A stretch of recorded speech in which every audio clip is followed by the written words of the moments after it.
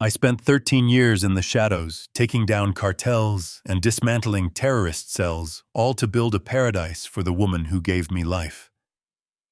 But when I finally walked through the iron gates of the estate I paid for, I did not find my mother living like a queen. I found her on her knees, scrubbing the driveway of my own house, wearing a maid uniform that smelled of bleach and old sweat. She looked up at me with hollow eyes and asked if I was the delivery man. That was the moment something inside me snapped. Not the soldier, but the son. I did not scream. I did not cry. I calmly reached into my pocket, touched the burner phone that connects directly to my private security team, and whispered 3 words. It is time.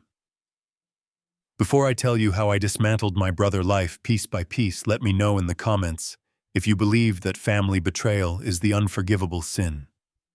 Like and subscribe if you want to see justice served cold. My name is Conrad Steele. I am 69 years old, and for the last decade, the world believed I was a ghost. They were right. I was a ghost who wired $15,000 a month to a bank account in the Hamptons, ensuring my mother Beatrice would spend her final years in absolute luxury. The flight from the extraction point in Syria to New York was long, but the anticipation kept me awake. I pictured her sitting in the rose garden I designed, holding a cup of tea, maybe reading one of those romance novels she loved. I pictured the tears of joy when she saw that her eldest son had finally come home for good. The reality hit me like a sniper round to the chest. I stood before the 12-foot-tall iron gates of the mansion at 14 Ocean View Drive. The Atlantic wind bit at my face, but I did not feel the cold. I felt the heat of confusion. I pressed my hand against the biometric scanner panel concealed in the stone pillar. This was a military-grade system I had installed myself 13 years ago. It should have scanned my palm, recognized my DNA, and swung open with a welcome message. Instead, the light flashed an angry red. Access denied. User unknown. I tried the keypad. I punched in the master override code. A code only I knew. Access denied. Someone had not just changed the locks. They had wiped me from the system entirely. I was a stranger in the fortress I built. I pressed the intercom button. The static hissed for a long moment before a voice answered. It was not the crisp, professional voice of a housekeeper or the warm tone of my mother. It was a tired, broken voice that sounded like dry leaves scraping against concrete. Hello? Deliveries are at the back. My heart hammered against my ribs. I knew that voice, but it lacked the strength I remembered. Mom, it is me. Open the gate. There was a long silence. Then the small pedestrian door integrated into the main gate clicked and creaked open. I stepped through, expecting an embrace. I expected recognition. Instead, I saw a tiny, frail woman standing in the shadow of the hedges. She wore a black uniform with a white apron that was stained with grease and dirt. Her silver hair, which used to be styled in elegant waves, was pulled back in a messy bun, secured with a rubber band. She held a heavy bucket of soapy water in one hand and a scrubbing brush in the other. I stopped 5 feet away from her. The duffel bag slipped from my shoulder and hit the gravel. Mom, I whispered. She squinted at me, tilting her head. Her eyes were cloudy. She looked at my worn field jacket, my combat boots, and the scar running down my left cheek. There was no spark of memory in her gaze, just fear. A primal, ingrained fear of making a mistake. Sir, the master does not like vagrants in the yard. If you are here for the landscaping job, the tools are in the shed. Please do not let him see you. He is in a bad mood today. The master. She called someone the master in a house that belonged to me, a house where she was supposed to be the matriarch. I took a step closer, and that was when I saw the bruise. It was a dark purple mark blooming on her right wrist just below the sleeve of her uniform. It was not an accidental bruise. It was the shape of fingers. Someone had grabbed her, hard. I reached out to touch her hand, and she flinched, pulling back as if I were about to strike her.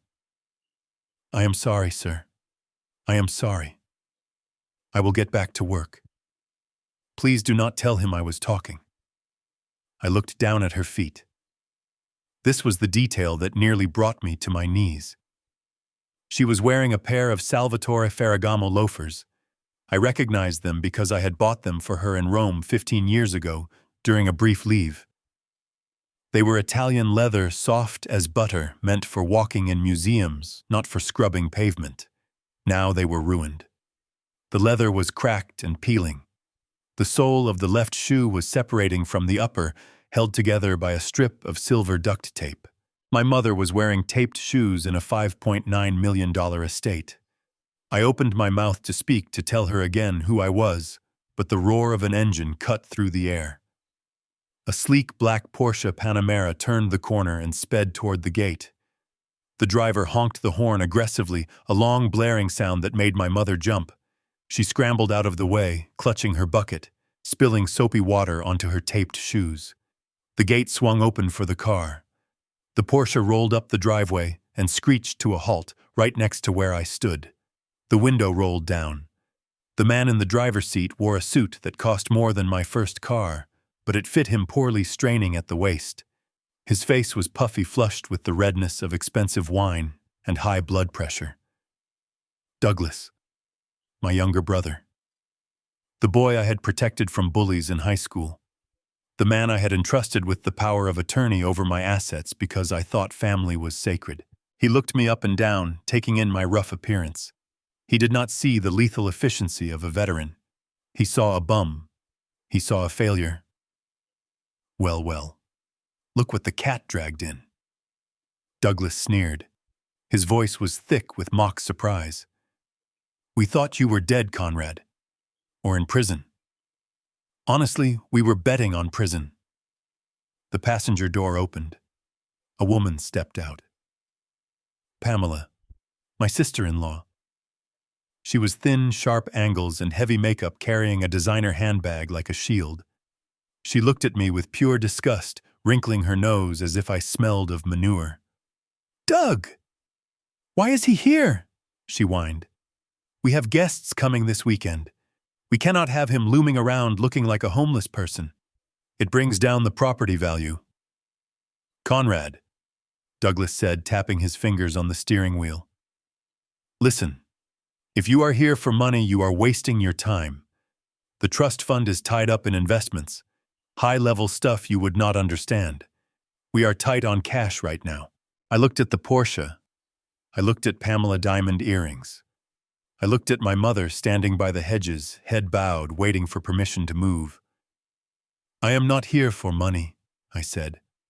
My voice was raspy, unused to speaking English after months in the desert. "I just came home." "Home?"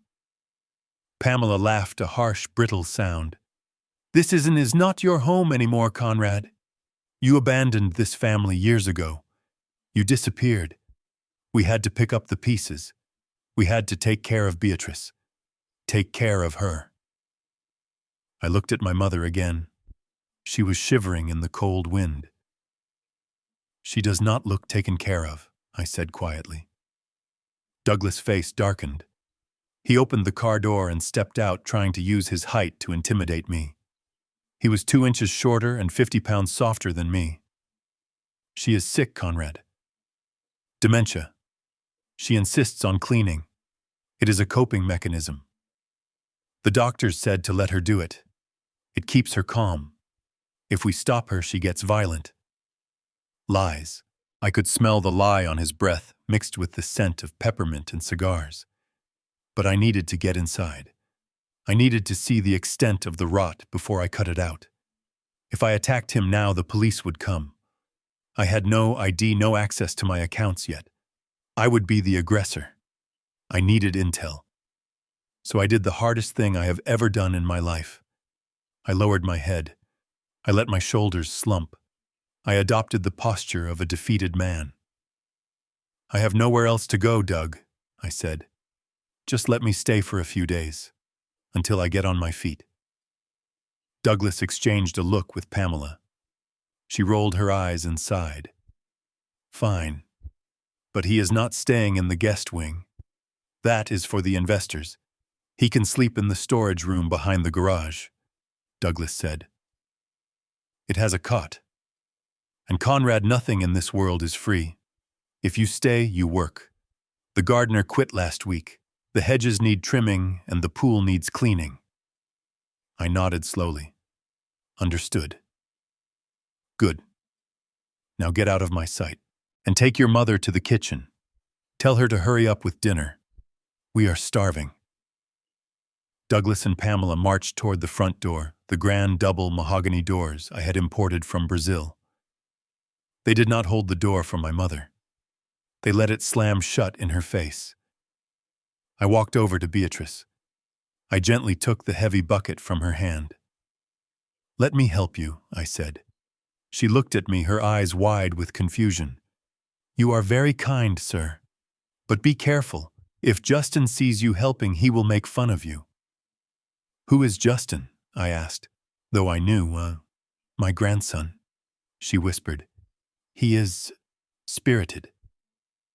We walked to the back of the house to the servants' entrance. The kitchen was a chaotic mess of expensive ingredients. A prime rib roast sat on the counter next to empty bottles of vintage Bordeaux. But there was no chef, just my mother. She began to move around the kitchen with muscle memory, seasoning the meat, checking the potatoes. Her hands shook violently. I watched her struggle to lift a heavy cast iron pot. I stepped in and lifted it for her, placing it on the stove. Thank you, she murmured. You look like my son. He was strong like you. But he never came back. I gripped the edge of the granite counter until my knuckles turned white. I am here, Mom. I wanted to scream. I am right here. But I stayed silent. I had to be a ghost a little longer. Night fell. The house lit up like a beacon of wealth. I sat in the corner of the kitchen at a small, wobbly table designated for staff. My dinner was a slice of dry bread and a glass of tap water. In the dining room, the chandelier crystal clinked. I could hear laughter, boisterous, drunken laughter. Bring the soup, Douglas bellowed from the other room. My mother picked up the silver tureen. It was heavy, filled with boiling hot pumpkin bisque. She smoothed her apron, took a deep breath, and pushed through the swinging door. I followed, staying in the shadows of the doorframe. The dining room was magnificent. Silk curtains, velvet chairs, gold-rimmed plates. Douglas sat at the head of the table. Pamela was on his right, scrolling through her phone. And on his left sat Justin. My nephew was 25 years old now. He wore a designer hoodie and headphones around his neck. His face was pale from lack of sunlight, his eyes glued to a tablet screen where a gambling app was flashing neon colors. My mother approached the table. Her arms were trembling under the weight of the tureen. Soup is served, she said, her voice barely a whisper. She moved to serve Justin first. As she leaned in, trying to ladle the soup into his bowl, Justin did not look up. He stretched his legs out under the table, kicking his foot out in a sharp, deliberate motion. It was not an accident. I saw his eyes dart down. He hooked his foot around my mother's ankle. She gasped. She tried to catch her balance, but the heavy tureen shifted. She fell forward hard. The tureen hit the floor with a deafening crash. Hot orange soup exploded everywhere, splashing onto the Persian rug, onto the table legs, and onto my mother's apron. She cried out in pain as the hot liquid soaked into her clothes. She landed on her knees amidst the broken porcelain shards. "Oh my God!" Pamela shrieked, jumping up from her chair. "Not the rug! That is a distinct antique. You clumsy old hag!" Justin burst out laughing. He laughed so hard he choked on his wine. "Did you see that? She went down like a sack of bricks. Nice moves, Grandma." Douglas slammed his fist on the table. "Mother, can you not do one thing right? Look at this mess. You are useless, absolutely useless." No one moved to help her. Not her son, not her grandson, not her daughter-in-law. My mother was on the floor picking up shards of hot porcelain with her bare hands, cutting her fingers, tears streaming down her face. "I am sorry. I am sorry. I will clean it. Please do not be mad." The rage that flooded my veins was cold. It was the cold calculation of a man who knows exactly how to end a life in 3 seconds. I looked at the butter knife on the table near me. I could throw it. I could put it through Douglas' hand before he blinked. I could break Justin's neck before he stopped laughing. But that would be too easy. That would be mercy. And they did not deserve mercy. They deserved total destruction. I stepped into the light. The room went quiet. I walked over to my mother. I ignored the screaming Pamela and the laughing Justin. I knelt down into the puddle of hot soup, ruining my combat pants. I took the sharp porcelain from her bleeding hands. "Leave it," I said. My voice was low, a growl that vibrated in the room. I helped her stand. She was shaking uncontrollably. "Get her out of here, Conrad," Douglas yelled. "And you clean this up. If there is a stain by morning, I am kicking you both out on the street." I turned to look at my brother. For 1 second, I let the mask slip. I let him see the eyes of the man who had survived black sights and torture. Douglas flinched. He actually leaned back in his chair, the color draining from his face. He did not know why he was scared, but his survival instinct had just kicked in. I guided my mother out of the room. I took her down the hall, past the guest rooms she was not allowed to enter, down a narrow flight of stairs to the basement. This was where they kept her. A damp, unfinished concrete room next to the furnace. There was a single mattress on the floor, with a thin wool blanket. No windows, no heat, just a picture of me on a small crate she used as a nightstand. I sat her down on the mattress. I found a first aid kit in my bag and bandaged her cut fingers. She watched me silently. "You have gentle hands for a big man," she whispered. My Conrad had gentle hands too. I waited until she fell asleep, exhausted by the trauma. Then I stood up. I walked to the darkest corner of the basement. I pulled out the burner phone. I typed a text message to Jared, my second in command, the man who could hack into the Pentagon if I asked him to. The text was simple. Asset compromised. Hostiles confirmed. Initiate Protocol 0. I want to know where every single cent has gone. Scan the house. Scan their phones. Prepare the legal team. We go to war at dawn. I hit send. Upstairs, I could hear the television blaring and the sound of champagne corks popping. They were celebrating. Let them celebrate. Let them enjoy their last night as kings. Because tomorrow the ghost is coming for them. And I am bringing hell with me. The air grew colder with every step I took down the narrow wooden staircase. It smelled of mildew and damp earth, a sharp contrast to the lavender-scented air conditioning that circulated through the upper levels of the mansion. The stairs creaked under my combat boots, a sound that seemed deafening in the silence. My mother held onto my arm, her grip frail and trembling. I could feel the heat radiating from her skin, the fever of exhaustion and trauma. We reached the bottom. This was not a guest room. It was not even a proper servant quarter. It was the unfinished utility basement. The concrete floor was bare and stained with years of moisture. In the corner, a massive furnace hummed and rattled like a dying beast, filling the space with the smell of heating oil. I looked around, trying to process the reality before me. There were no windows here. No natural light. Just a single naked bulb hanging from a wire, casting harsh shadows against the cinder block walls. In the far corner, pushed up against the damp wall, was a twin mattress. It sat directly on the concrete. There was no bed frame. The sheets were gray with age and the wool blanket was thin and moth-eaten. This was where Beatrice Steele, the legal owner of a $5.9 million estate, laid her head at night. I guided her to the mattress. She sat down heavily, letting out a sigh that sounded more like a whimper. I knelt before her and reached for her feet. "Let me take these off, Mom," I whispered. She did not resist.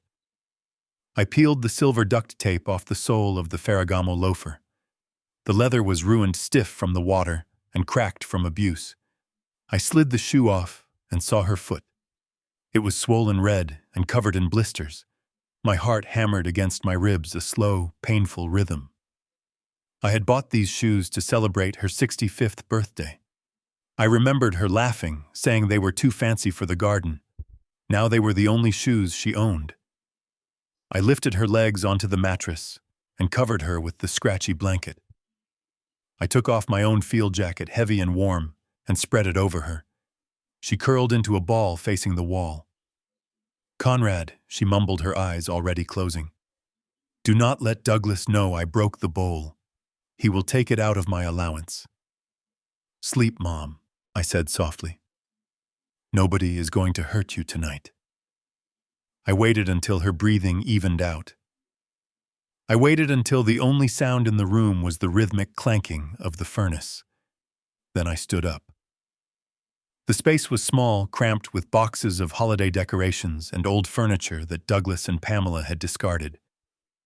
I walked the perimeter, my eyes scanning every inch with the precision of a soldier clearing a room. That was when I saw it.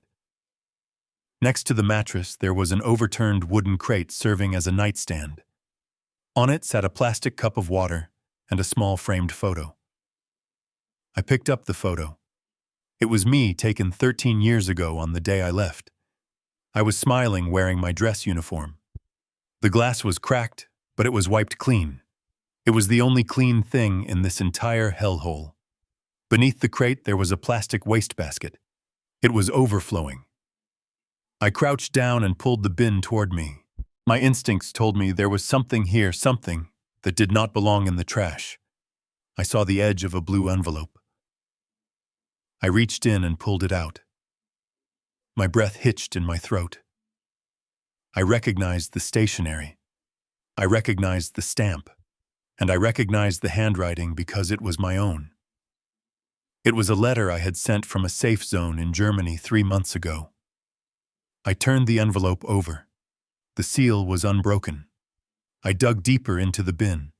My hands, which had dismantled bombs without shaking, were now trembling with rage.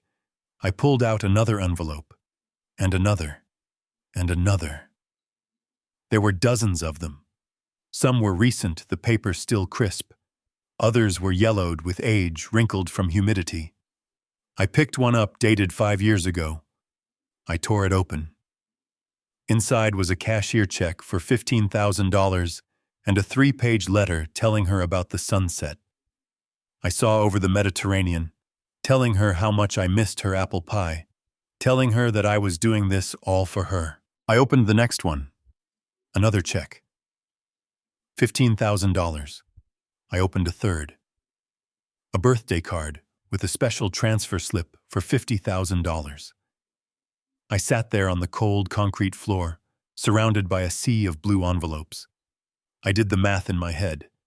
I did not need a calculator. I knew exactly what I had sent. For 13 years, I had wired $15,000 every single month. I sent bonuses for Christmas. I sent emergency funds when Douglas emailed me saying the roof needed repairs or the boiler broke. Over 13 years, the total came to just over $2 million. $2 million. I looked at the checks in my hand. They were void now, expired. But they told a story darker than any war I had ever fought. Douglas and Pamela had intercepted every single piece of mail. They had not just stolen the money. If they had just cashed the checks and let her live in comfort, I might have forgiven them. Money is just paper. But they had done something far worse. They had stolen my voice. They had let my mother believe for 13 years that her son had forgotten her. They let her sit in this basement night after night, thinking I had abandoned her to poverty, while they lived upstairs eating steak and drinking wine bought with the equity of the house I paid for. They kept the letters in the trash, not bothering to shred them, because they were so arrogant, so sure that I would never return. They treated my love for her like garbage, just like they treated her. I picked up a letter dated 2 years ago. I remembered writing this one. I was in a hospital bed in Sudan recovering from shrapnel wounds. I had written, "Mom, I am coming home soon. Just a little longer. Stay strong." She never read it. She never knew I was trying to come back. I looked over at her sleeping form. She looked so small under my jacket.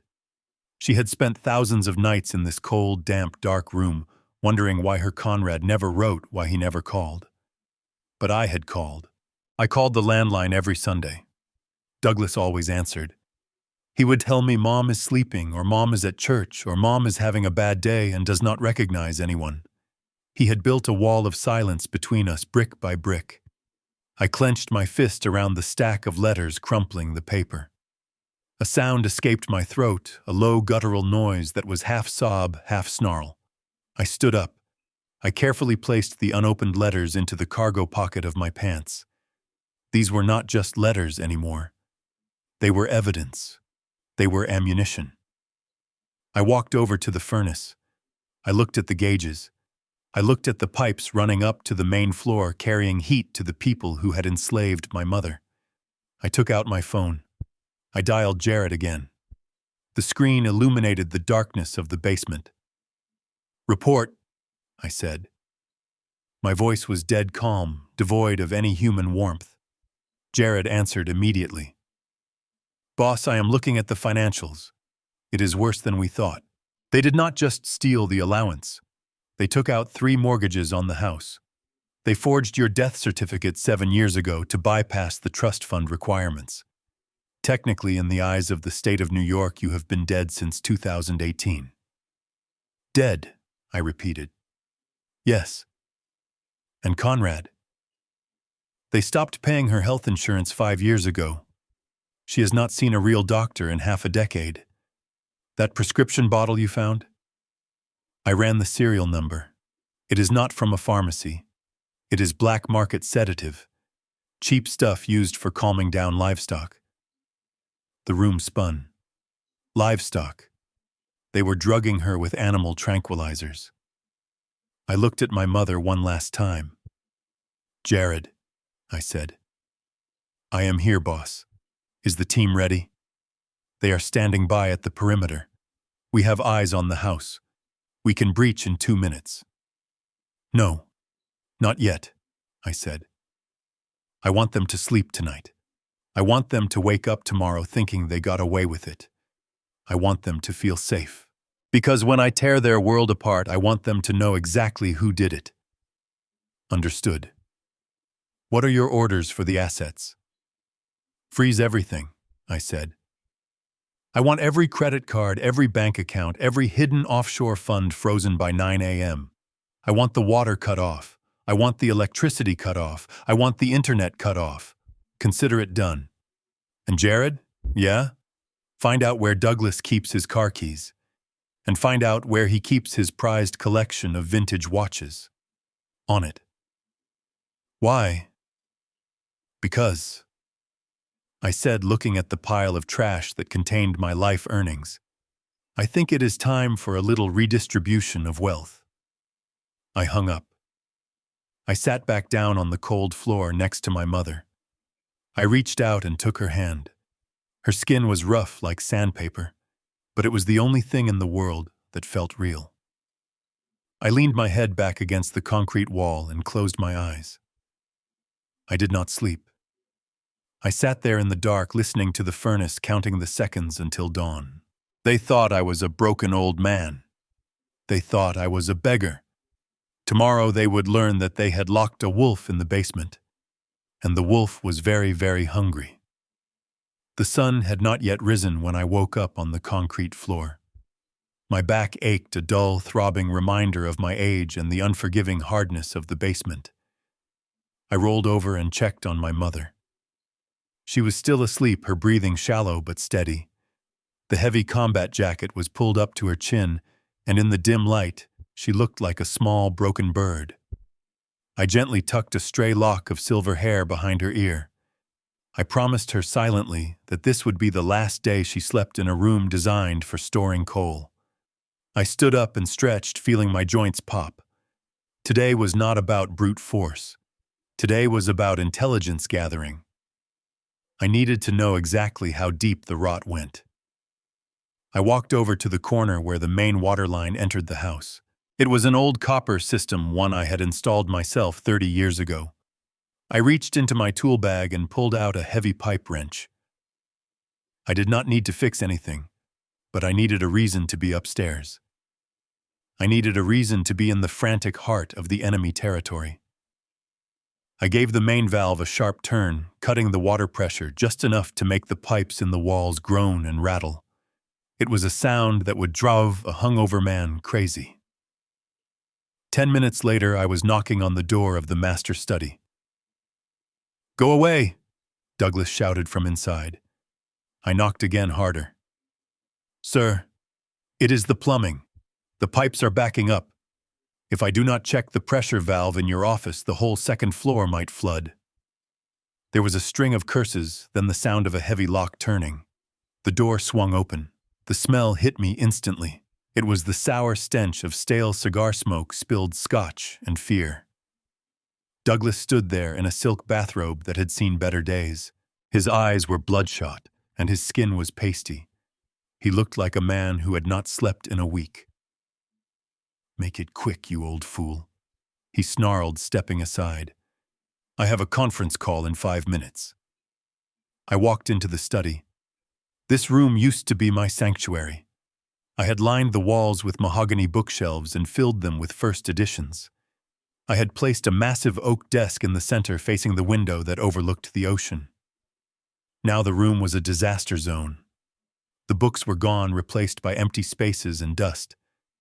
The desk was buried under piles of overdue notices and legal letters. The curtains were drawn, shutting out the light. I moved toward the radiator in the corner, keeping my head down. My eyes scanned the room, recording everything. An open safe in the corner. Empty. A bottle of Glenfiddich on the desk.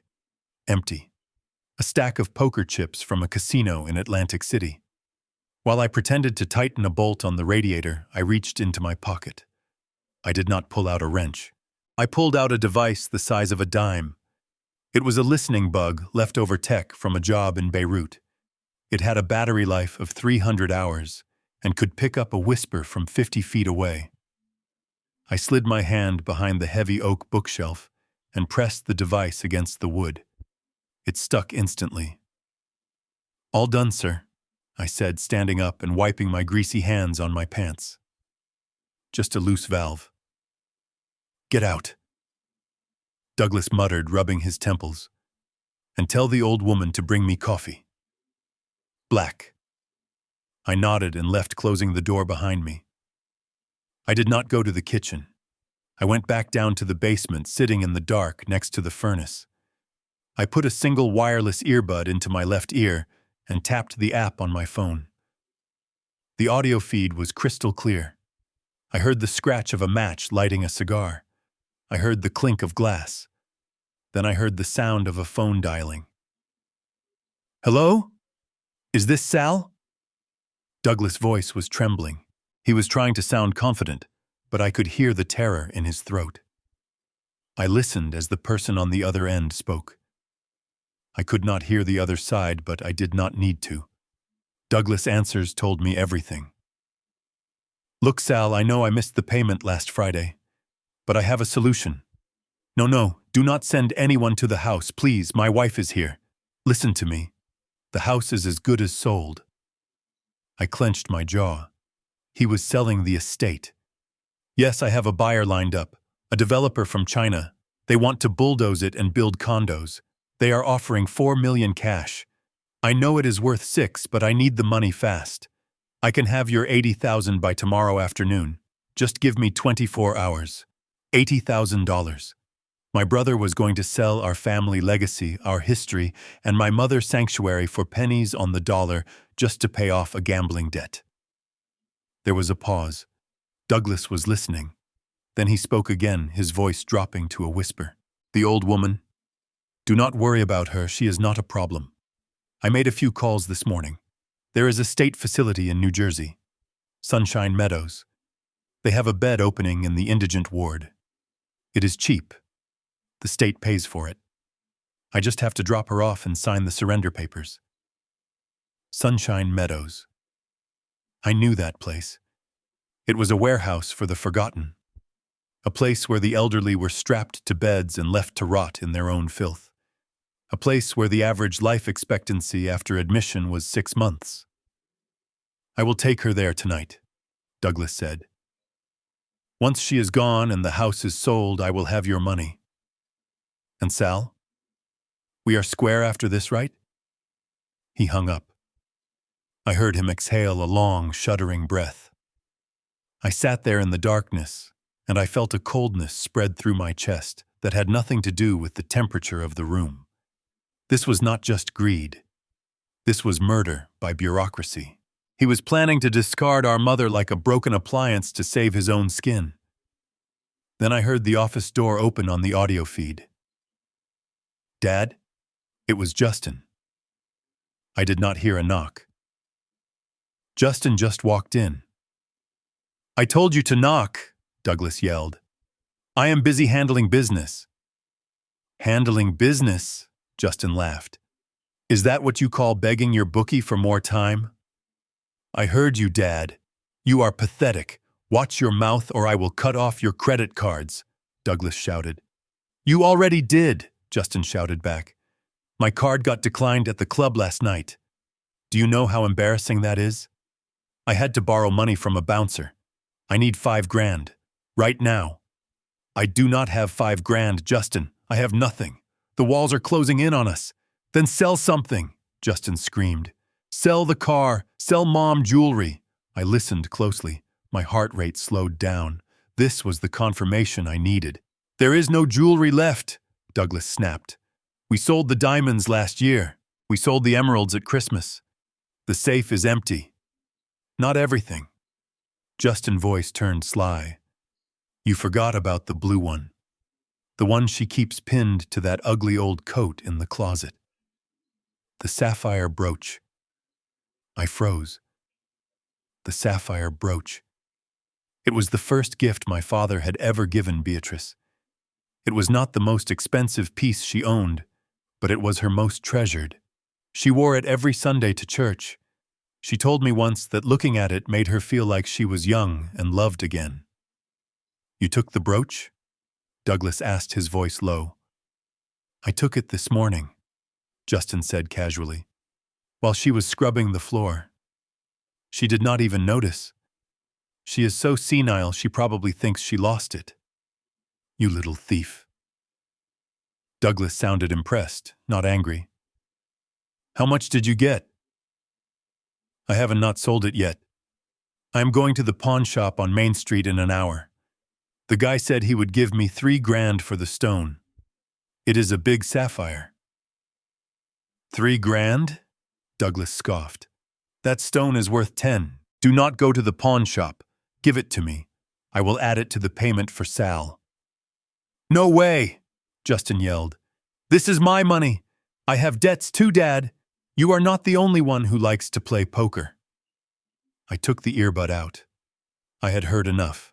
I stood up. My hands were steady, but my blood was boiling. They were cannibals. They were eating their own family alive, piece by piece. They had stripped my mother of her dignity, her home, and now they were fighting over the last scrap of sentimental value she had left. The sapphire brooch. I looked at my watch. It was 9 a.m. The pawn shop on Main Street opened at 10. I walked over to my duffel bag. I reached past the tactical gear, past the first aid kit, and pulled out a small black velvet pouch. Inside was a stack of gold coins. Krugerrands. Currency that worked anywhere in the world. Currency that could not be traced and could not be frozen. I needed to go to town, but I could not take the car. I had no keys, and taking a vehicle would alert them. I would walk. It was 3 miles to town. A light jog for a man who used to march 50 miles with 100 pounds on his back. I knelt down beside my mother one last time. She was awake now, staring at the ceiling. Mom, I said softly, I have to go out for a little while. I need you to stay here. Do not go upstairs. Do not talk to Douglas. Just stay on the mattress.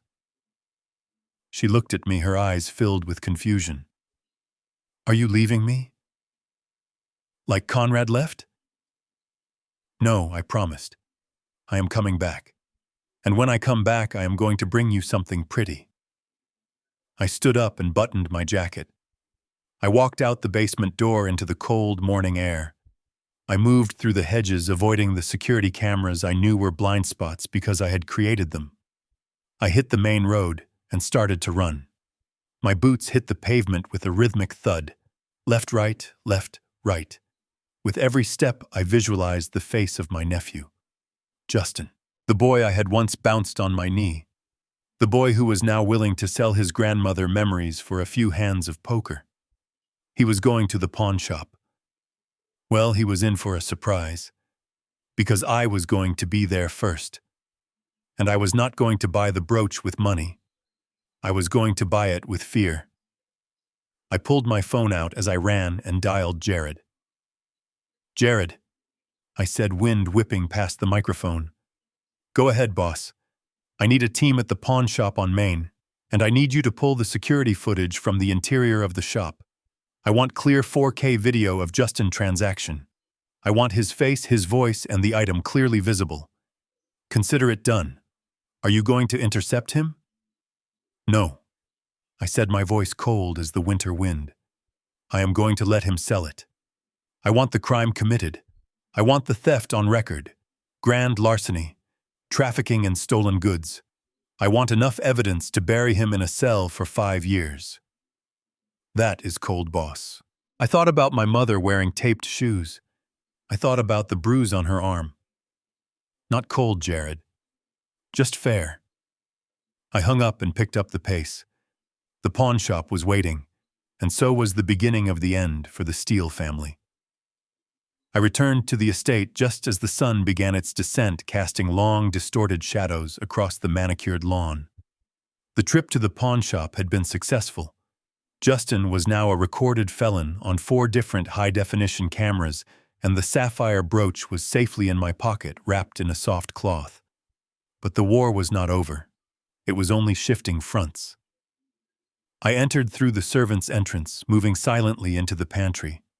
The house was quiet in that heavy, suffocating way that expensive houses often are. Douglas was likely passed out in his study, and Justin was out spending his ill-gotten gains. That left Pamela. I heard the clinking of china in the kitchen. I peered through the crack in the door. Pamela was standing at the island counter. She was humming a tune, something cheerful and light, that stood in stark contrast to what her hands were doing. She had a mortar and pestle. Beside her was a large orange prescription bottle. I watched as she shook 3 large white pills into the stone bowl. 3. For a woman who weighed maybe 90 pounds, soaking wet. 3 pills seemed excessive for anything other than a terminal illness. She began to grind them. The sound of the pestle crushing the medicine against the mortar was rhythmic and grating. She ground them into a fine white dust. Then she reached for a teapot. She brewed a cup of herbal tea, the steam rising in the afternoon light. She dumped the powder into the tea and stirred it vigorously with a silver spoon. There, she whispered to herself, a small, cruel smile playing on her lips. That should keep the old bat quiet for the party. She turned to open the refrigerator, grabbing a slice of lemon. In that split second of distraction, I saw my opportunity, but I could not move yet. I had to know what was in that bottle.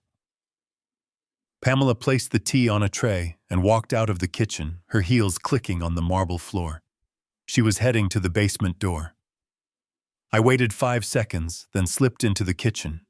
The prescription bottle was still on the counter. She had forgotten to put it back in her haste. I picked it up.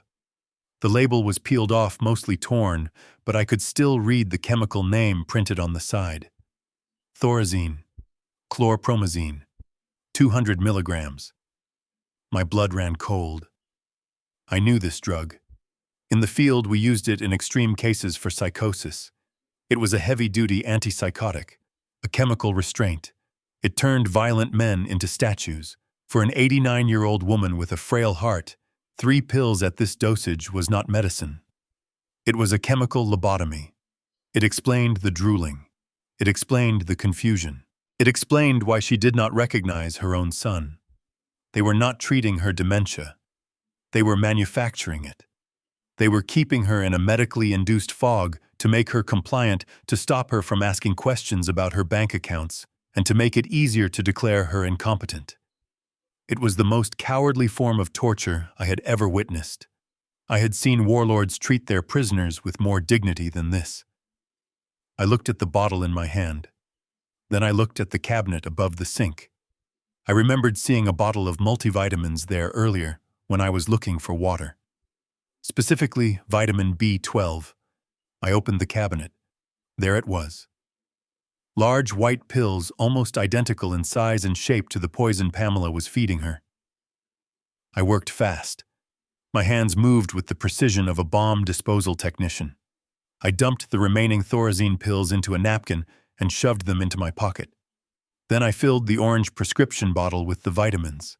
I put the cap back on and placed it exactly where Pamela had left it. I slipped out the back door just as I heard Pamela's footsteps returning. I ran around the side of the house to the exterior basement entrance. I needed to be there when she drank it. I needed to see if the damage was permanent. When I entered the basement, Pamela was already there, standing over the mattress like a prison warden. My mother was sitting up, looking terrified. "Drink it, Beatrice," Pamela said, her voice dripping with fake sweetness. "It is your special tea. It helps you sleep. You know how cranky you get when you do not sleep." "I do not want it," my mother whispered. "It makes my head fuzzy. It makes my tongue feel thick." "Do not be a child," Pamela snapped, losing the facade. "Drink it, or I will have Douglas come down here." "Do you want Douglas to come down here?" My mother flinched. The threat was enough. She took the cup with trembling hands. I stood in the shadows by the furnace watching. Every instinct in my body screamed at me to rush forward, to knock the cup from her hand, to snap Pamela's neck. But I held back. I knew the tea she was holding now was harmless. It was just hot water, lemon, and vitamins. My mother took a sip, then another. She drained the cup. "Good girl," Pamela said, patting her on the head as if she were a dog. "Now go to sleep. We have a big night tomorrow, and I do not want you making a scene." Pamela grabbed the empty cup and marched up the stairs, locking the door behind her. I waited in the silence. The furnace hummed. I walked over and sat on the edge of the mattress. My mother looked at me. Her eyes were still dull, clouded by years of this chemical abuse. "Did you finish the gardening, sir?" she asked. "Yes, Mom," I said softly. "The gardening is done." She lay back down, closing her eyes, expecting the usual wave of darkness to pull her under. She expected the heavy sedation that made her limbs feel like lead. I sat there and watched her for an hour, then 2. Usually by now she would be comatose, drooling, unable to wake up even if you shouted. But today was different. At the 3-hour mark, she opened her eyes. They were clear. She sat up slowly. She looked at her hands. She flexed her fingers. She looked around the basement, not with the vague confusion of a patient, but with the sharp realization of a prisoner. "Why am I down here?" she asked. Her voice was stronger. It was not the whisper of a broken woman. It was the voice of the mother I remembered. I leaned forward, my heart pounding. "Mom? Can you hear me?" She turned her head and looked at me. Really looked at me. She narrowed her eyes, studying the scar on my cheek, studying the way I sat. "You look like him," she said. "You look just like my Conrad. But Conrad is gone. Douglas told me he died in the desert. Douglas showed me the paper. Douglas lied," I said, taking her hand. It was warm now, not cold and clammy like before. Douglas lied about everything. She looked at the picture on the crate. Then she looked back at me. A spark of recognition flickered in her gaze. It was like watching a lighthouse beam cut through the fog. "Conrad?" she whispered. "Yes, Mom. I am here." She reached out and touched my face. Her fingers traced the line of my jaw. Her hand was shaking, but this time it was from emotion, not from drugs. "You got old," she said, a small smile touching her lips. "You have gray in your beard." I laughed, a choked, wet sound. "Yeah. I got old trying to get back to you." She looked down at her clothes, the dirty maid uniform. She looked at the concrete floor. She looked at the furnace. The realization of her reality hit her, and I watched the horror wash over her face. "They put me in the cellar," she said, her voice rising in anger. "In my own house. They put me in the cellar and told me I was sick." "You are not sick, Mom." I squeezed her hand. "They were poisoning you. But that stops today." She gripped my hand with surprising strength. The vitamins were kicking in, giving her body the energy it had been starved of. The absence of the sedative was lifting the veil from her mind. "Where is your father?" she asked, suddenly looking around. "Mom, Dad died 15 years ago, remember?" She closed her eyes for a moment, processing the pain. Yes. Yes, I remember now. The heart attack. In the garden." She opened her eyes again, and they were fierce. Steel gray, just like mine. "Douglas." She spat the name out. "He did this. And that woman. That awful woman he married." I nodded. "Yes." "Why?" she asked. "Why would they do this? I gave them everything. I let them live here. I gave them money." "Because they are weak," I said. "And weak people destroy strong people to feel powerful. But they made a mistake, Mom. They forgot that you are a steel, and steels do not break." She sat up straighter, pushing the blanket aside. "Get me out of here, Conrad. Take me upstairs. I want to sleep in my own bed." I gently pushed her back down. "Not yet, Mom. Not yet. We have to be patient. Tonight you have to stay here. We have to let them think they have won, just for one more night." "Why?" she demanded. "Because tomorrow night they are throwing a party. They are going to try to sell the house. And when they do, I want you to be the one to stop them. But I need you strong. I need you clear-headed." I reached into my pocket and pulled out the sapphire brooch. I unwrapped the cloth. The blue stone caught the dim light of the single bulb. It sparkled with a deep, intense fire. My mother gasped. "My brooch." "Justin said I lost it. He said I threw it away." "He lied," I said, placing it in her hand. "I got it back." She clutched it to her chest, tears spilling from her eyes. But these were not tears of despair. They were tears of relief. "Listen to me, Mom," I said, my voice dropping to a command tone. "Tomorrow I am going to give you more of the special tea. But it is just vitamins. You have to pretend. You have to act like you are still sick. You have to act confused. Can you do that?" She wiped her eyes and looked at me. The vulnerability was gone, replaced by a steely resolve that I recognized from my own reflection. "I raised 2 boys on my own while your father was at sea," she said. "I can handle a few hours of acting." "Good." I pulled a protein bar from my pocket and handed it to her. "Eat this. You need strength. The soup they give you is just water." She ate it quickly, hungrily. I watched her, realizing that for the first time in years, she was actually nourishing her body. "Conrad," she said after she finished. "Yeah, Mom? Make them pay." I looked at her. In that moment, she was not a frail old woman. She was the matriarch of a dynasty that had been usurped. She was a queen in exile demanding her throne back. I smiled, a cold, dark smile. I will, Mom. I am going to take everything from them. I am going to leave them with nothing but the clothes on their backs and the regret in their hearts. She lay back down, pulling the blanket up. But this time she did not curl into a ball of defeat. She lay on her back, staring at the ceiling, plotting. I checked the time. It was almost midnight. Upstairs, the house was silent, but down here in the dark, the resistance had begun. The fog was gone, and the storm was coming. I went back to my corner and sat down. I checked my phone. Jared had sent a message. Accounts frozen.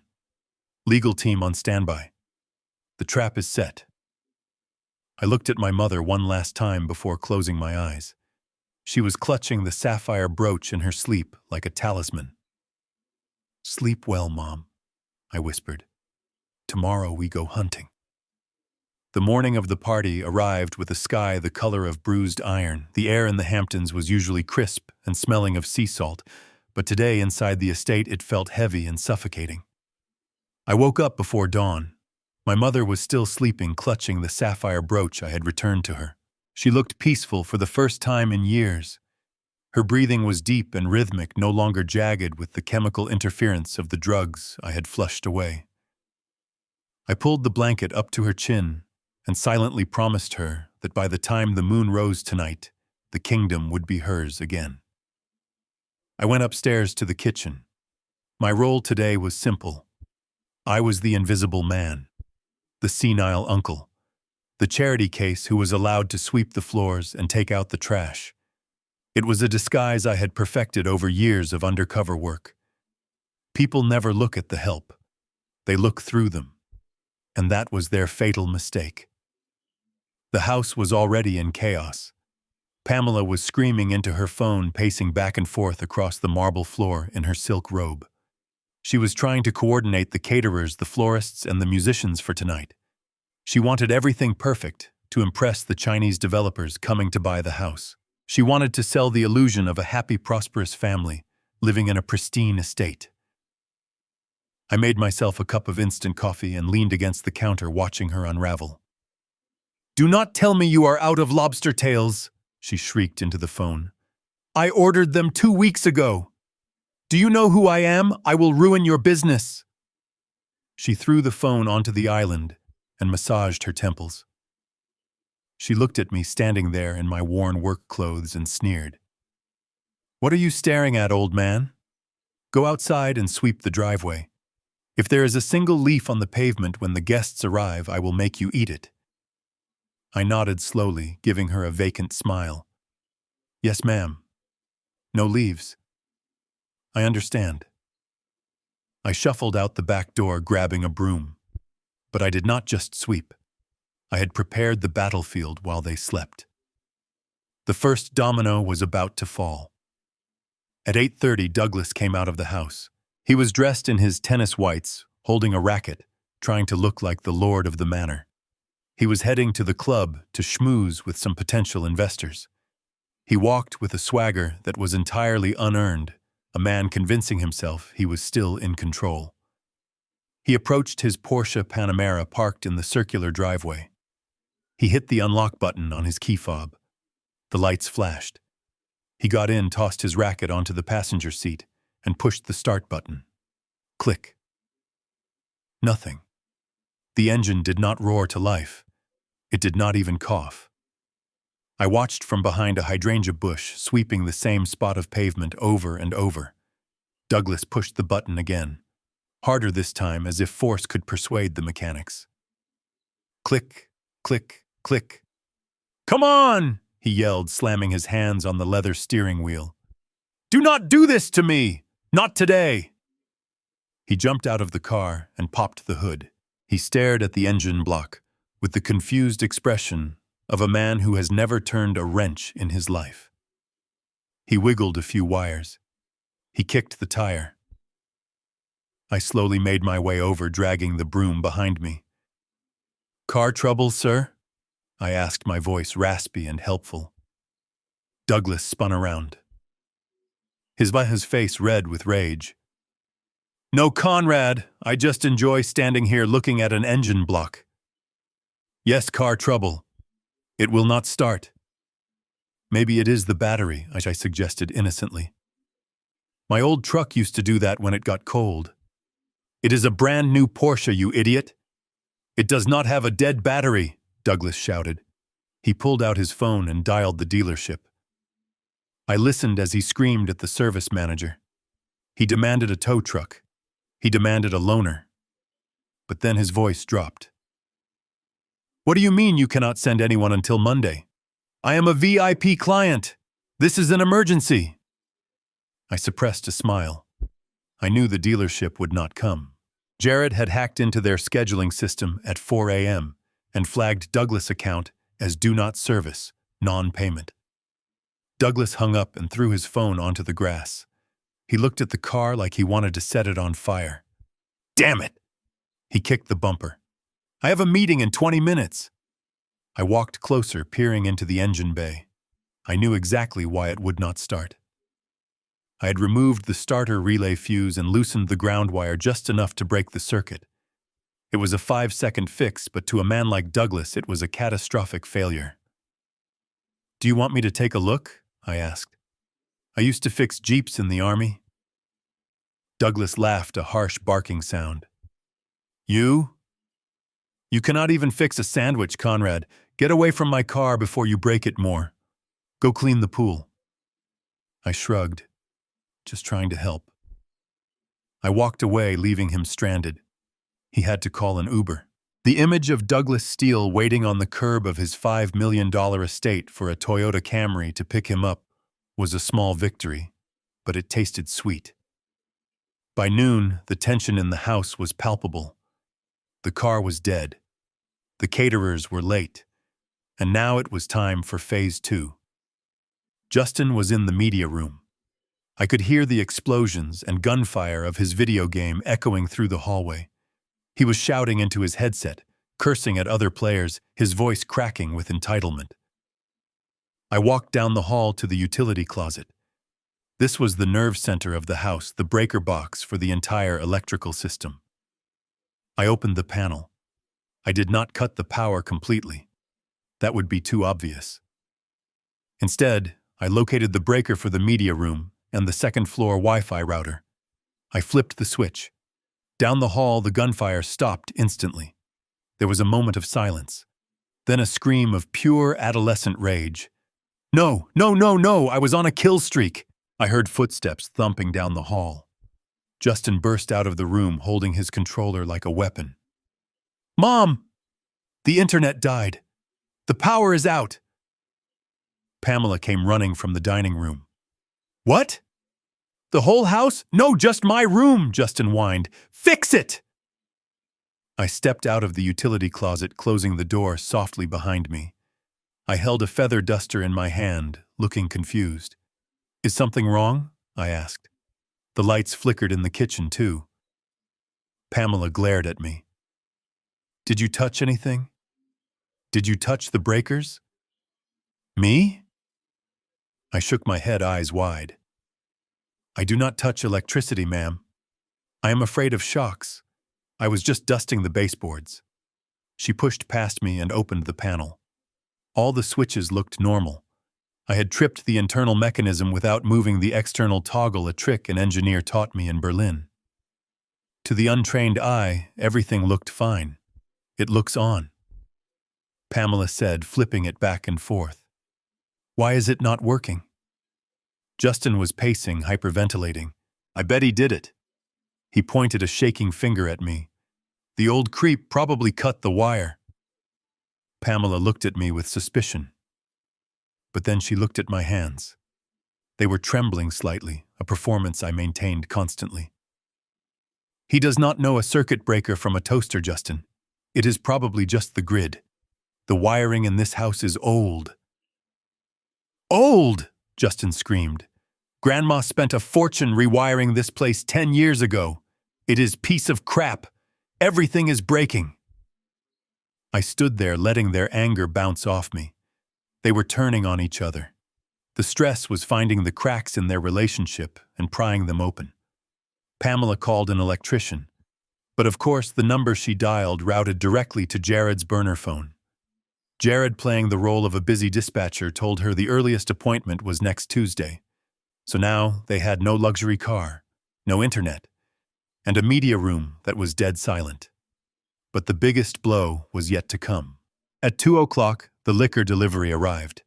A truck from the finest wine merchant in the city pulled up. They began unloading crates of Dom Perignon and cases of aged scotch. This was the fuel for tonight's party, the liquid courage Douglas needed to sell the house. I was trimming the hedges near the front door, watching. Douglas had returned in his Uber, looking disheveled and furious. He stood by the door, signing the invoice. "Just put it on the house account," he said, waving his hand dismissively. The delivery driver, a burly man with a tablet, frowned. "I am sorry, Mr. Steele. The system is declining the charge." "What?" Douglas snapped. "Try it again. It is an unlimited black card." The driver tapped the screen. "Declined, sir. Code 05. Do not honor. It says to contact your bank." Douglas' face went pale. "That is impossible. There must be a mistake. Here, try this one." He pulled out another card. "Platinum. Declined." He pulled out a third. "Gold. Declined." I snipped a branch of the hedge. Snip, snip. The sound was sharp and final. Douglas was sweating now. I could see the moisture beading on his forehead. The driver was getting impatient. "Sir, if you cannot pay, I have to take the product back." "No," Douglas shouted. "You cannot take it back. I have guests coming in 4 hours. I need this wine. Then I need a valid form of payment." Douglas looked around frantically. He looked at Pamela, who was standing in the doorway, her hand over her mouth. "Give him your card, Pam," Douglas hissed. I cannot," Pamela whispered. "Mine was declined at the florist an hour ago. I thought it was a glitch." Silence descended on the driveway. The only sound was the wind rustling the leaves and the rhythmic snip-snip of my shears. They were frozen, financially paralyzed. Jared had executed the order perfectly. Every asset, every credit line, every secret slush fund was locked down tight. Douglas turned to the driver, his voice trembling with desperation. "Look, I have cash inside. Shh, just wait here." He ran into the house. I knew where he was going. He was going to the wall safe in his study, the safe where he kept his emergency cash stack. I kept trimming the hedges. I counted to 60. I heard a roar of rage from inside the house. It was the sound of a wounded animal. He had found the safe empty. I had not taken the money. I had simply moved it. I had taken the $50,000 in cash and hidden it in the one place they would never look. Inside the hollow base of the grandfather clock in the hallway. Douglas came stumbling out of the house. He looked wild. His hair was messed up, his tie undone. "The money is gone," he whispered. "Someone took the money." He looked at the driver. Then he looked at Pamela. And finally, his eyes landed on me. For a second, I saw a flicker of genuine danger in his eyes. He marched over to me, grabbing me by the collar of my work shirt. "You," he spat. "Did you take it? Did you go in my study?" I dropped the shears. I raised my hands in a gesture of surrender. My body went limp, playing the part of the terrified old man. "Take what, sir?" I stammered. "I have been here trimming the bushes all afternoon. Ask the driver." He saw me. The driver nodded. "He has been here since I pulled up, buddy. Leave the old guy alone." Douglas shoved me away. I stumbled back, pretending to lose my balance. It is Sal, Douglas muttered. He was talking to himself now, pacing in circles. Sal knows I cannot pay. He hacked my accounts. He sent someone to empty the safe. He is sending a message. He looked at the delivery truck. Just take it. Take it all back. Douglas turned and walked back into the house, defeated. Pamela followed him, sobbing quietly about how the party was ruined.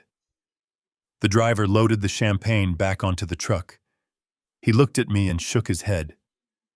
Rich people, man. They are all crazy. I picked up my shears. Yeah, I said, my voice dropping an octave now that no one was listening. Crazy. I watched the truck drive away. No vintage champagne for tonight. They would have to serve the cheap stuff from the cellar. The illusion of wealth was crumbling.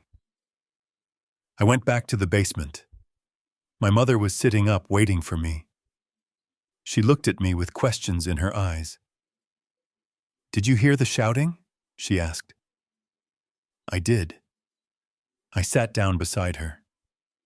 They are having a bad day, Mom. The car is broken. The internet is out.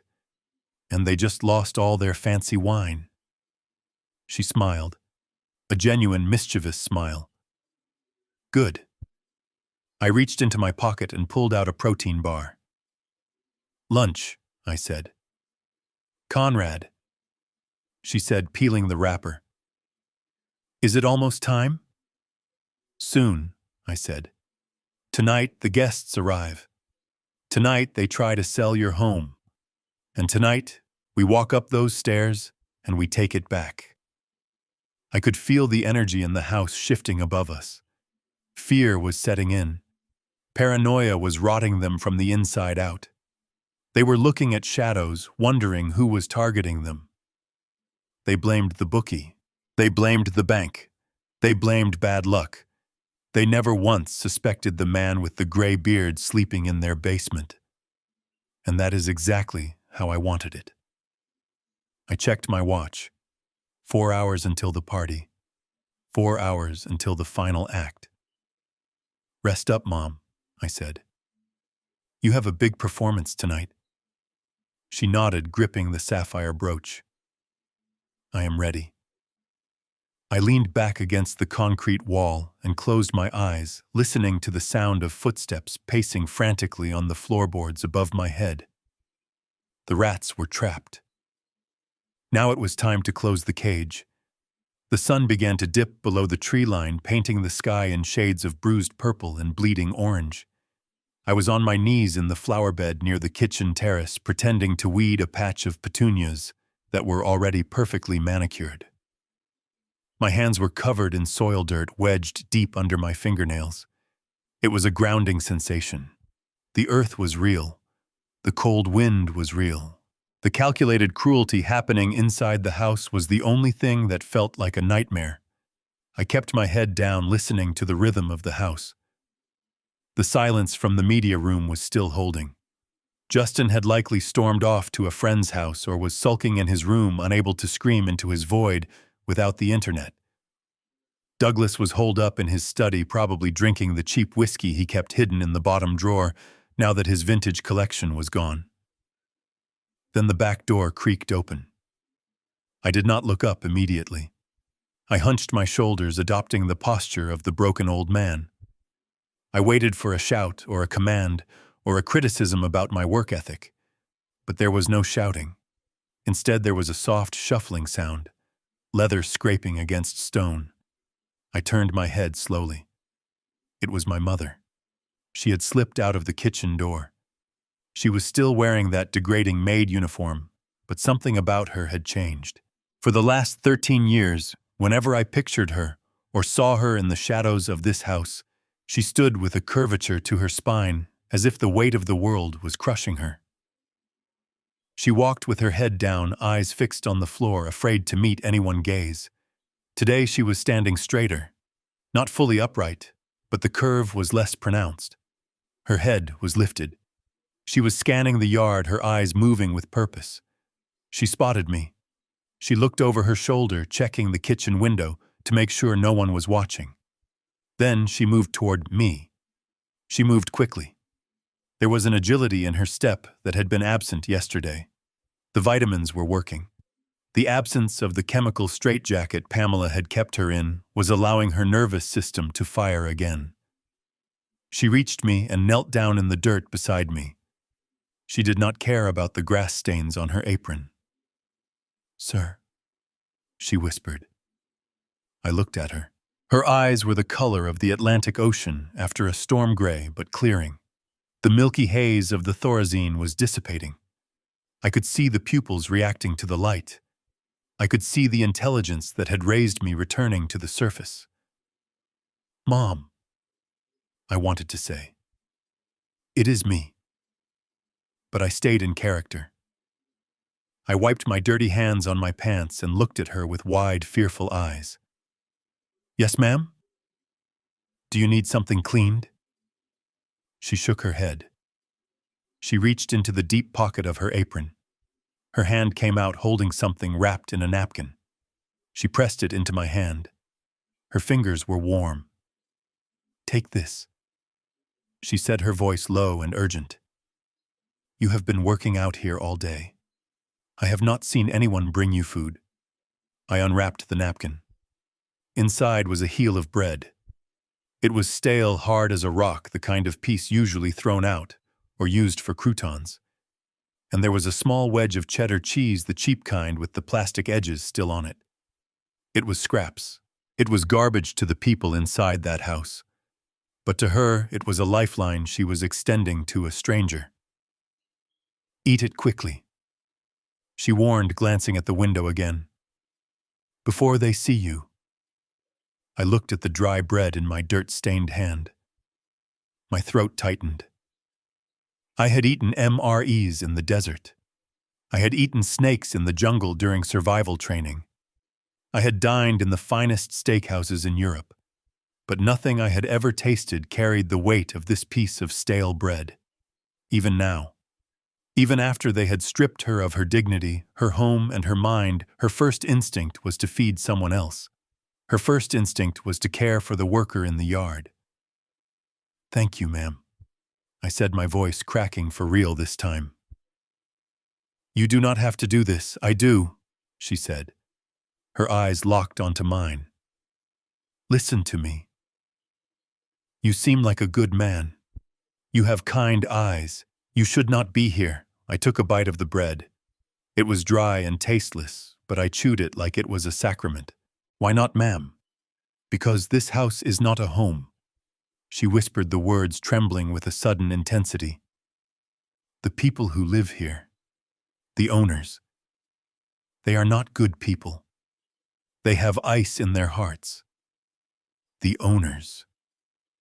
She no longer called them her son or her family. The fog had lifted enough for her to see the bars of her cage. "They treat you bad?" I asked, risking the question. She looked down at her hands, rubbing the spot on her wrist where the bruise was beginning to yellow. "They keep me in the dark," she said softly. "They tell me I am crazy. They tell me I forget things. And for a long time I believed them. I thought my mind was broken. I thought I was useless." She looked up at me again, and a fierce light ignited in her eyes. "But today I remember things. I remember the layout of the garden. I remember that I planted these petunias myself 20 years ago. I remember that I hate the smell of lavender detergent." She leaned closer. "And I remember that I do not belong in the basement." I stopped chewing. I reached out and covered her hand with mine. It was a breach of protocol. The gardener should not touch the help. But I could not stop myself. "You are right," I said, my voice dropping to that steel tone I used when briefing my team. "You do not belong there, and you are not crazy." She stared at my hand covering hers. She stared at the scar on my thumb, a jagged line from a knife fight in Kabul. "I know you," she whispered. It was not a question. It was a dawn of realization. I squeezed her hand. Just then the kitchen door slammed open. "Beatrice!" The shriek cut through the air like a siren. We both flinched. Pamela stood in the doorway. She was dressed for the party in a silver gown that looked like it cost more than the average American made in a year. Her hair was pulled back tight, and her face was a mask of cosmetic fury. "What are you doing down there?" Pamela screamed. "Get away from that filth! You are ruining your uniform." My mother pulled her hand away from mine, but she did not cower. Not immediately. She stood up slowly, using her knees for leverage, not asking for help. "I was just checking the flowers, Pamela," my mother said. Her voice was steady, louder than it had been in years. Pamela froze. She heard it too. The clarity, the lack of slur, the defiance. She marched down the stone steps, her heels clicking aggressively. She stopped inches from my mother's face. "Checking the flowers?" she hissed. "Since when do you check flowers? You are supposed to be peeling potatoes for the canapes." "I finished the potatoes," my mother replied, looking Pamela dead in the eye. "And I polished the silver, and I folded the napkins." Pamela stepped back as if she had been slapped. She looked at my mother's pupils. She looked at her posture. "You seem spry today," Pamela said, her eyes narrowing into slits. "Very awake." "I slept well," my mother said. "Did you?" Pamela's voice turned dangerous. She circled my mother like a shark. "Or maybe you forgot to take your medicine again." I kept my head down, pulling weeds aggressively, but my muscles were coiled tight, ready to spring. "I took the tea you gave me." My mother lied. It was a beautiful lie. Smooth, convincing. Pamela stopped circling. She grabbed my mother's chin, forcing her to look up. She examined her eyes closely. "Too awake," Pamela muttered to herself. "This is not good. Not for tonight. The developers are coming. I cannot have you rambling about the past. I cannot have you lucid enough to beg for help." She released my mother's chin with a shove. "Go inside," Pamela ordered. "Go to your room in the basement. Do not come out until I call you." My mother hesitated. She looked at me one last time. A silent message passed between us. "Wait." She turned and walked back into the house. Pamela stayed on the terrace. She pulled a pack of slim cigarettes from her purse and lit one, her hands shaking slightly.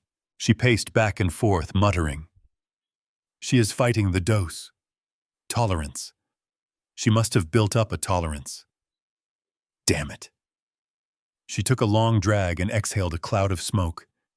"If she makes a scene tonight, Douglas will kill me. If she starts telling the investors that she owns the house, the deal is dead." She pulled out her phone. She did not call a doctor. She opened the Notes app, presumably checking her inventory. "I need to up the dosage," she said aloud. I heard her clearly from 3 feet away. "Double it." "No, triple it. Just to be safe. I need her out. I need her to be a prop. A silent, smiling prop in the corner. Or better yet, asleep in the chair." She looked at her watch. "Cocktails at 6. I will give it to her at 5. A double crush in her tomato juice. That should knock a horse out." She smiled a cruel, satisfied smile. "Sleep tight, Beatrice." Pamela flicked her cigarette butt into the petunias I had just weeded and turned to go back inside. I waited until the door clicked shut. I picked up the cigarette butt. I crushed it in my palm until the embers burned my skin. The pain focused me. Triple the dose. If that bottle still contained Thorazine, a triple dose would not just put my mother to sleep. It would likely stop her heart. It would drop her blood pressure so low she would slip into a coma and never wake up. Pamela was not just planning to sedate her. Whether she realized it or not, she was planning a negligent homicide. She was willing to risk killing the woman who gave her husband life just to ensure a real estate transaction went smoothly. But the bottle did not contain thorazine. It contained vitamin B12. A triple dose of vitamin B12 would not kill her. It would do the exact opposite. It would flood her system with energy. It would sharpen her cognitive function. It would make her alert, vibrant, and impossible to ignore. Pamela thought she was loading a tranquilizer dart. In reality, she was loading a stimulant. She was about to give my mother the supercharge she needed to stand up and fight. I stood up, brushing the dirt from my knees. I looked at the setting sun. The timing was perfect. At 5 o'clock, Pamela would administer the poison. By 6 o'clock, when the guests arrived, my mother would be buzzing with energy. By 7 o'clock, when Douglas tried to sign the papers, she would be the sharpest person in the room. I reached into my pocket and touched the cold metal of the sapphire brooch. I pulled out my phone and sent a message to Jared. The target is preparing a chemical attack. It will backfire. Are the assets in place? Jared replied instantly. Legal team is parked down the street. Police are on standby for the signal. The drone is overhead recording everything. I walked toward the shed to put away my tools. I was done being the gardener. The sun was down. The shadows were long. It was time to get dressed. I had a black duffel bag hidden under a tarp in the shed. I unzipped it. Inside was not my dirty work clothes. Inside was a tuxedo, a bespoke suit I had tailored in London, and next to it my shoulder holster and a clean Sig Sauer P226. I stripped off the gardener disguise. I washed the dirt from my face and hands in the utility sink. I put on the white shirt, the silk tie, the jacket that fit like armor. I checked my reflection in the dusty mirror of the shed. The old man was gone. Conrad Steele, the ghost, the commander, the sun was looking back. I strapped the holster on. I checked the chamber of the pistol. Tonight I would not be serving drinks. Tonight I would be serving a warrant. I waited in the shed, watching the lights of the house flicker on one by one. I saw the first limousine pull up to the gate. I saw Douglas greeting guests with a fake smile, trying to hide the fact that he was bankrupt and desperate. I saw Pamela running around looking manic, and I imagined my mother downstairs in the dark, drinking her poison, feeling. The surge of life returned to her veins, preparing to walk up those stairs and reclaim her world. The stage was set. The players were in position. Let the show begin. The house was transforming. It was like watching a cheap carnival set up its tents. The lights were dimmed to hide the dust and the peeling paint in the corners that Douglas had not bothered to fix. Classical music pumped through the speakers, masking the silence of a home that had no soul. I stood in the shadow of the grand staircase, holding a silver tray that felt light in my hands but heavy in my heart. I was part of the furniture now. The old man. The help. I watched Pamela drag my mother out of the downstairs bathroom. I felt a surge of bile rise in my throat. They had not just put her in a uniform. They had put her in a costume. It was a short black dress with a frilly white apron, the kind of thing you buy at a costume shop for Halloween. It was degrading. It was designed to mock her age, to turn the matriarch of the Steele family into a caricature. Pamela had painted my mother's face with garish makeup, bright red lipstick that bled into the wrinkles around her mouth, and heavy blue eyeshadow that made her look like a bruised doll. "Stand up straight," Pamela hissed, jabbing a bobby pin into my mother's silver hair. "You look like a hunchback. Mr. Zhang is bringing his wife. I want you to offer them the crab puffs the second they walk in. Do not speak. Just smile and hold the tray." My mother stood there, swaying slightly. She was playing her part perfectly. To Pamela, she looked drugged, sedated, on the verge of collapse. But I saw the tension in her calves. I saw the way her fingers curled into a fist at her side before relaxing. She was not falling asleep. She was coiling. Douglas came storming out of his study. He smelled of strong mints and panic. He was adjusting his tie, his hands shaking so badly he could barely get the knot right. "Is she ready?" he barked, not looking at his mother, but at his wife. "She is fine," Pamela said, stepping back to admire her work. "I gave her the cocktail. She will be docile as a lamb. Just do not let her wander off." Douglas walked over to my mother. He grabbed her chin roughly, turning her face side to side. "God, she looks terrible," he muttered. "Can you not put more concealer on those bags under her eyes? She looks like a corpse." "She is 89, Douglas," Pamela snapped. "I am not a miracle worker. Just keep the lights low." Douglas released her. He wiped his hand on his jacket as if he had touched something contagious. "Fine." He turned to me. "You, old man, what is your name again?" I kept my head down. "Conrad, sir." "Right. Conrad, stay in the kitchen. Wash the glasses.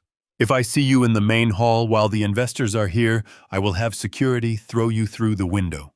We are selling a lifestyle here, and you do not fit the aesthetic." I nodded slowly. "Yes, sir." He turned back to the mirror in the hallway, checking his teeth. I watched him. I watched the vanity, the arrogance, the absolute hollowness of his soul. I took a step forward. It was not in the plan. Jared would have screamed in my ear if I had an earpiece in. But I had to say it. I had to give him one last chance. One final opportunity to prove he had a shred of humanity left. "Sir," I said, my voice low and raspy. Douglas spun around, annoyed. "What?" "She is your mother," I said, pointing a trembling finger at Beatrice. "She is not a prop. She is tired. Maybe you should let her rest in her room while you have your party." The silence that followed was absolute. Pamela gasped. Douglas stared at me like the vacuum cleaner had just spoken to him. "Excuse me?" Douglas laughed, a dry, humorless sound. "Did you just give me advice on how to handle my assets?" "She is a person, sir, not an asset." Douglas walked over to me.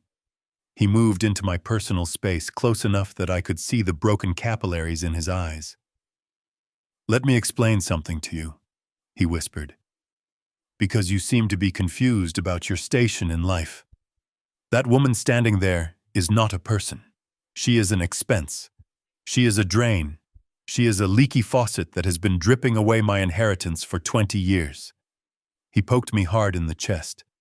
"And tonight, that faucet gets turned off. Tonight I sell this house. Tonight I sign the papers that put her in a state facility where she belongs. And with the money I get, I am going to buy a life that does not involve changing diapers or smelling old people." He smiled, and it was the ugliest thing I had ever seen. "So do not talk to me about what is right. I am doing her a favor. Sunshine Meadows has great coloring books. She will love it." I looked at him. I looked at the brother I had once taught to ride a bike. I looked at the man who used to cry when he scraped his knee, waiting for me to pick him up. That boy was dead. "You will regret this, Douglas," I said. My voice lost the raspy tremor. It dropped an octave, hitting the cold baritone of the man I really was. Douglas blinked. He heard the shift. For a second, uncertainty flickered in his eyes. But then his arrogance roared back. He looked down at my work boots, the cheap, muddy boots I wore as part of my disguise. He gathered saliva in his mouth, and he spit. A glob of spit hit the toe of my boot. "You are nothing," Douglas said. "You are a drifter, a nobody. You are lucky I let you eat my scraps." He stepped back, adjusting his cuffs. "Enjoy the party, Conrad. Wash the dishes. Because the second the ink is dry on that contract, you and the old lady are both out on the street. I am clearing out all the trash tonight." He turned his back on me. Pamela laughed nervously. "Come on, darling. Mr. Zhang just texted. They are at the gate." They walked away toward the front door, putting on their masks of hospitality.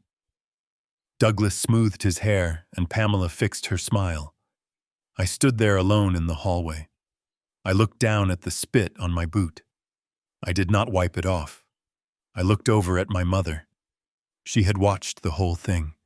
She was still standing where they left her, holding the empty silver tray.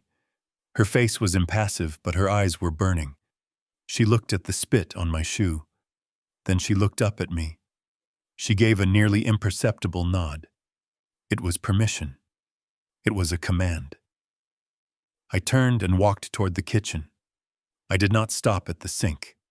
I walked straight through the pantry, out the back door, and into the cool night air. I went to the shed. I unzipped the black duffel bag. I stripped off the work shirt that smelled of sweat and dirt. I stripped off the pants that Douglas had looked at with such disdain. I put on the white dress shirt. It was crisp clean and tailored to perfection. I put on the black trousers. I tied the silk bow tie. I slipped into the dinner jacket. Finally, I picked up my own shoes, black leather polished to a mirror shine. I put them on, leaving the spit-stained work boots in the corner. I strapped on the shoulder holster.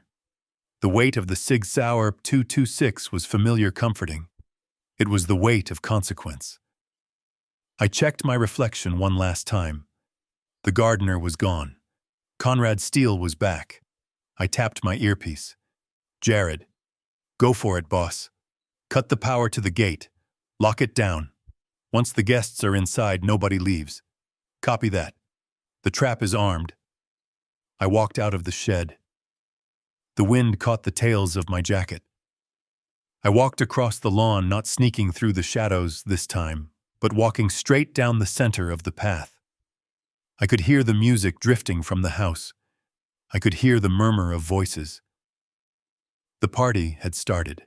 Douglas was inside, pouring drinks, telling lies, trying to sell a legacy he did not own. He thought he was the king of the castle. He had no idea that the executioner was walking up the driveway. I reached the front door. I did not knock. I pushed the doors open with both hands. The heavy wood swung inward, crashing against the stops with a sound like a thunderclap. The music stopped. The conversation died. 50 heads turned to look at me. Douglas was standing on the grand staircase, raising a glass of champagne. He froze. His mouth fell open. He looked at the tuxedo. He looked at the way I stood. He looked at the face he thought he knew but had never really seen. I stepped into the light. "Good evening," I said. My voice filled the room, echoing off the marble walls. "I believe there has been a misunderstanding about the ownership of this property." And then I saw my mother. She stepped out from the shadows behind Douglas. She ripped off the ridiculous frilly apron and threw it over the banister. It fluttered down, landing on Pamela's head. My mother stood tall. She locked eyes with Douglas. "The show is over, son," she said clearly. And I smiled. It was time for justice. The grand ballroom was suffocating. Even with the double doors thrown open, the air was thick with the smell of desperation, masked by expensive cologne and stale champagne. I stood at the top of the short staircase leading down into the sunken living area where Douglas had gathered his potential buyers. The room was packed with people who smelled blood in the water. They knew Douglas was distressed. They knew the property was leveraged, and they were circling like sharks, waiting to tear the meat from the bone. My mother was in the center of the room. She looked small, surrounded by these titans of industry, but she held her head high. She was holding a tray of crystal flutes, but her hands were steady. The vitamins had done their work. Her eyes were sharp, darting from face to face, cataloging the threats. Douglas was sweating profusely. He was trying to charm a heavy-set man in a gray suit, Mr. Henderson, a notorious real estate speculator known for buying distressed assets and stripping them for parts. "Please, Mr. Henderson," Douglas said, his voice cracking slightly. "The asking price is firm at $6 million. You are buying history here. You are buying a legacy." Henderson laughed, a wet, guttural sound. "I am buying a zip code, Douglas. The house is a teardown. The foundation is probably cracked. And frankly, the staff looks like they belong in a museum.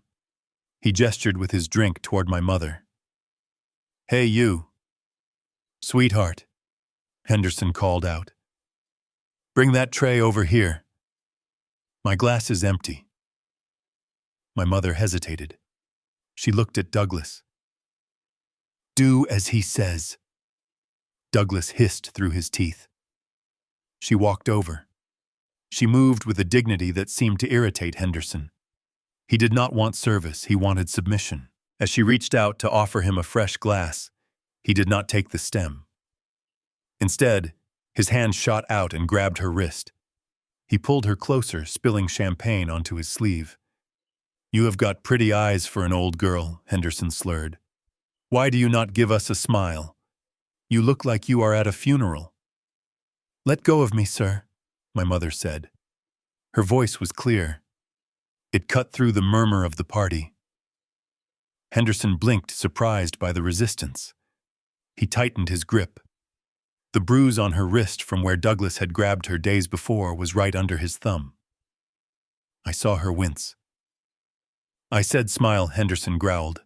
I was already moving. I was walking down the stairs, my steps silent on the carpet, but I was not fast enough to stop what happened next.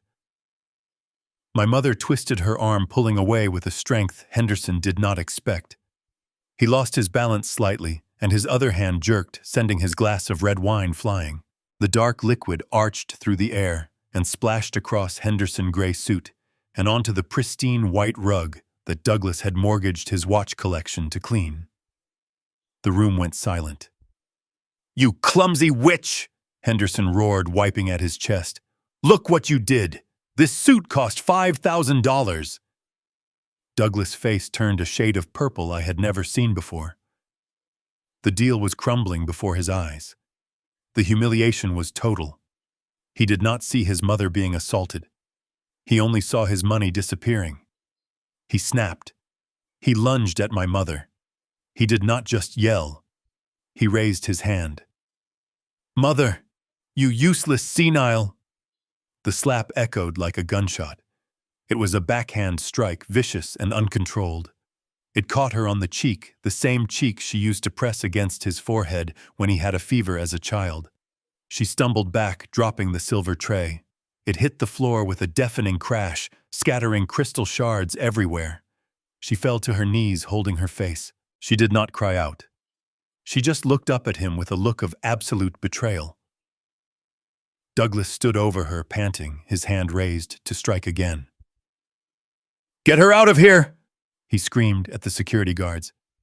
Drag her out and throw her in the street! I am done with her! That was the moment the world shifted. The time for games was over. The time for lessons was over.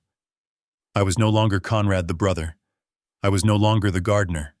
I was Agent Steele. Designation Alpha. I covered the remaining 20 feet in 2 seconds. I did not run. I flowed. It was a burst of kinetic energy that the human eye struggles to track. Douglas' arm was coming down for a second blow. I intercepted it mid-air. I grabbed his wrist with my left hand. I grabbed his elbow with my right. He looked at me, his eyes widening in shock. He tried to pull away, but it was like trying to pull away from a hydraulic press. I did not say a word. I did not give a speech. I stepped in, pivoting my hips, and applied torque. I twisted his arm against the joint. I kept twisting until the anatomy could no longer sustain the pressure. Crack! The sound was wet and loud, sickeningly distinct from the breaking glass. It was the sound of the radius and ulna snapping simultaneously. Douglas' mouth opened in a silent scream before the air rushed back into his lungs, and he let out a howl that shattered the atmosphere of the party. My arm! My arm! I shoved him back. He collapsed onto the floor, cradling his broken limb, rolling in the wine and the glass. Freeze! The shout came from the doorway. 2 hired security guards, bulky men in cheap suits, were rushing me. They saw an old man in a tuxedo, and they made the fatal mistake of assuming I was frail. The first guard reached for his taser. too slow. I stepped inside his guard. I drove the heel of my palm into his solar plexus, collapsing his diaphragm. As he doubled over, gasping for air, unable to breathe, I brought my knee up. It connected with his chin, with a sound like a hammer hitting a melon. He went limp instantly, his eyes rolling back in his head. He hit the floor unconscious before his taser did. The second guard hesitated. He saw his partner drop in less than 2 seconds. He reached for his baton, trying to buy distance. I did not give him distance. I lunged forward, grabbing his lapel, pulling him off balance. I swept his legs out from under him. He hit the ground hard, the wind knocked out of him. Before he could scramble up, I placed my polished dress shoe on his throat. I applied just enough pressure to compress the carotid artery. Not enough to kill, just enough to let him know that death was standing on top of him. "Stay down," I whispered. The guard froze, his hands raised in surrender, terror written all over his face. 5 seconds. It had taken 5 seconds to dismantle the entire security force of the estate. I stepped back, straightening my dinner jacket. I adjusted my cufflinks, feeling the adrenaline hum in my veins like a familiar song. The silence in the room was absolute. No one moved. No one breathed. The only sound was Douglas whimpering on the floor, clutching his mangled arm. 50 guests stared at me. They looked at the unconscious guard. They looked at Douglas. And then they looked at me with a new, primal respect.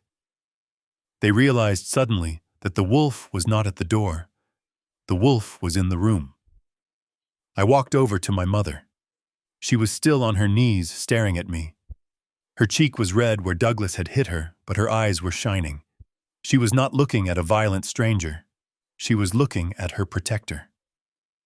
I reached down, offering my hand. "Are you all right, ma'am?" I asked, my voice returning to the calm, controlled tone of a gentleman. She took my hand. I pulled her up effortlessly. "I am fine, Conrad," she said, smoothing her dress. I turned to face the crowd. I scanned the room, stopping on Mr. Henderson, the man who had started it all. He was trembling, holding his empty wine glass like a shield. "Mr. Henderson," I said. He flinched. "Why? Yes? I believe you owe the lady an apology." Henderson looked at Douglas writhing on the floor. He looked at the guards. He looked at my eyes, which were colder than the grave. "I am sorry," he stammered. "I am so sorry. I did not mean—" "Get out," I said softly. Henderson dropped his glass and ran. He did not wait for his coat. He scrambled out the door like a rat fleeing a sinking ship. His departure broke the spell. The other guests began to back away, murmuring, clutching their purses and their pearls. I looked down at Douglas. He looked up at me through tears of pain. "Who are you?" he gasped. "You are just a gardener. You are old." I reached into my pocket and pulled out my badge. The badge I had not worn in 13 years. The badge of a commander in the private sector, a man who commanded armies, not flower beds. I dropped it on his chest. It landed with a heavy metallic thud next to his broken arm. "I am the man who paid for this floor you are bleeding on," I said. I turned to the terrified crowd. "My name is Conrad Steele, CEO of Steele Global Security, and this house is now under new management." I tapped my earpiece. "Jared, clear the room. Copy that, boss. Police are entering the driveway now." The sound of sirens began to wail in the distance, growing louder with every second. Blue and red lights flashed through the windows, painting the ballroom in the colors of justice. Douglas tried to crawl away, dragging his broken arm. Pamela was cowering in the corner, sobbing into her hands. I put my arm around my mother. "Come on, Mom," I said. "Let us go get some ice for your face." We walked past the wreckage of the party, past the broken glass, past the broken men. We walked up the grand staircase together, leaving the chaos below. For the first time in 13 years, The master of the house was finally home. The ballroom was in chaos. The air was thick with the scent of fear and spilled alcohol. Douglas lay on the floor, clutching his shattered arm, his face a mask of agony and disbelief. The guests were huddled against the walls like sheep waiting for the slaughter. And in the center of it all stood Pamela. She was trembling, but her arrogance had not yet been completely extinguished. She fumbled with her phone, her fingers slick with sweat. She dialed emergency services, screaming into the receiver with a shrill, piercing voice that grated on my nerves. "Officer, help! There is a maniac in my house. He has a gun. He just broke my husband's arm. Send everyone. Send the SWAT team. He is going to kill us all." She hung up and pointed a manicured finger at me. Her eyes were wild. "You are finished, Conrad," she shrieked. "Do you hear me? Finished. The police are 5 minutes away. You will rot in prison for this. You assaulted a homeowner. You are just a violent, washed-up old man with a fake badge." I did not move. I did not run. I simply reached into my jacket pocket and pulled out a silver cigarette case. I did not smoke, but I kept it for moments like this. I opened it and took out a small encrypted earpiece, placing it back in my ear. "Let them come, Pamela," I said calmly. "In fact, I insist." Suddenly, the room began to vibrate. It started as a low hum rattling the crystal chandelier above our heads. Then it grew louder. The champagne glasses on the tables began to dance, clinking together in a rhythmic warning. The guests looked around in confusion. This was not the sound of a police siren. Sirens wail. This was a thumping, a deep rhythmic beating that shook the very foundation of the house. Wind began to whip through the open doors, tearing at the curtains, sending napkins flying like white surrender flags. A blinding white light cut through the darkness of the night outside, illuminating the entire backyard with the intensity of a second sun. It swept across the terrified faces of the guests, blinding them momentarily. "What is happening?" someone screamed. "Is it an earthquake?" No, it was not an earthquake. A massive black shape rose from behind the tree line, hovering over the lawn like a bird of prey. It was a Sikorsky S-76 tactical helicopter, painted in matte black, with no markings other than a silver shield logo on the tail. The downwash flattened Douglas' prize-winning rose bushes in seconds, tearing the petals off and sending them swirling into the air. At the same time, the front gates exploded inward. Not from a bomb, but from the sheer force of a heavily armored Bearcat vehicle ramming through the iron bars as if they were made of spaghetti. Tires screeched on the gravel. Doors flew open. Men poured out. They were not local police. They were not county sheriffs. They were clad in full tactical gear, black body armor, ballistic helmets, and night vision goggles flipped up on their foreheads. They moved with a fluid, lethal precision that made the local SWAT team look like amateurs. They swarmed the ballroom, entering through the French doors and the main entrance simultaneously. Green laser sights swept the room, scanning for threats. "Drop your weapons! Get on the ground!" The guests screamed and dropped to the floor, covering their heads. Even Mr. Henderson, the arrogant buyer, was cowering under a table, whimpering like a child. Pamela stood frozen in the center of the room.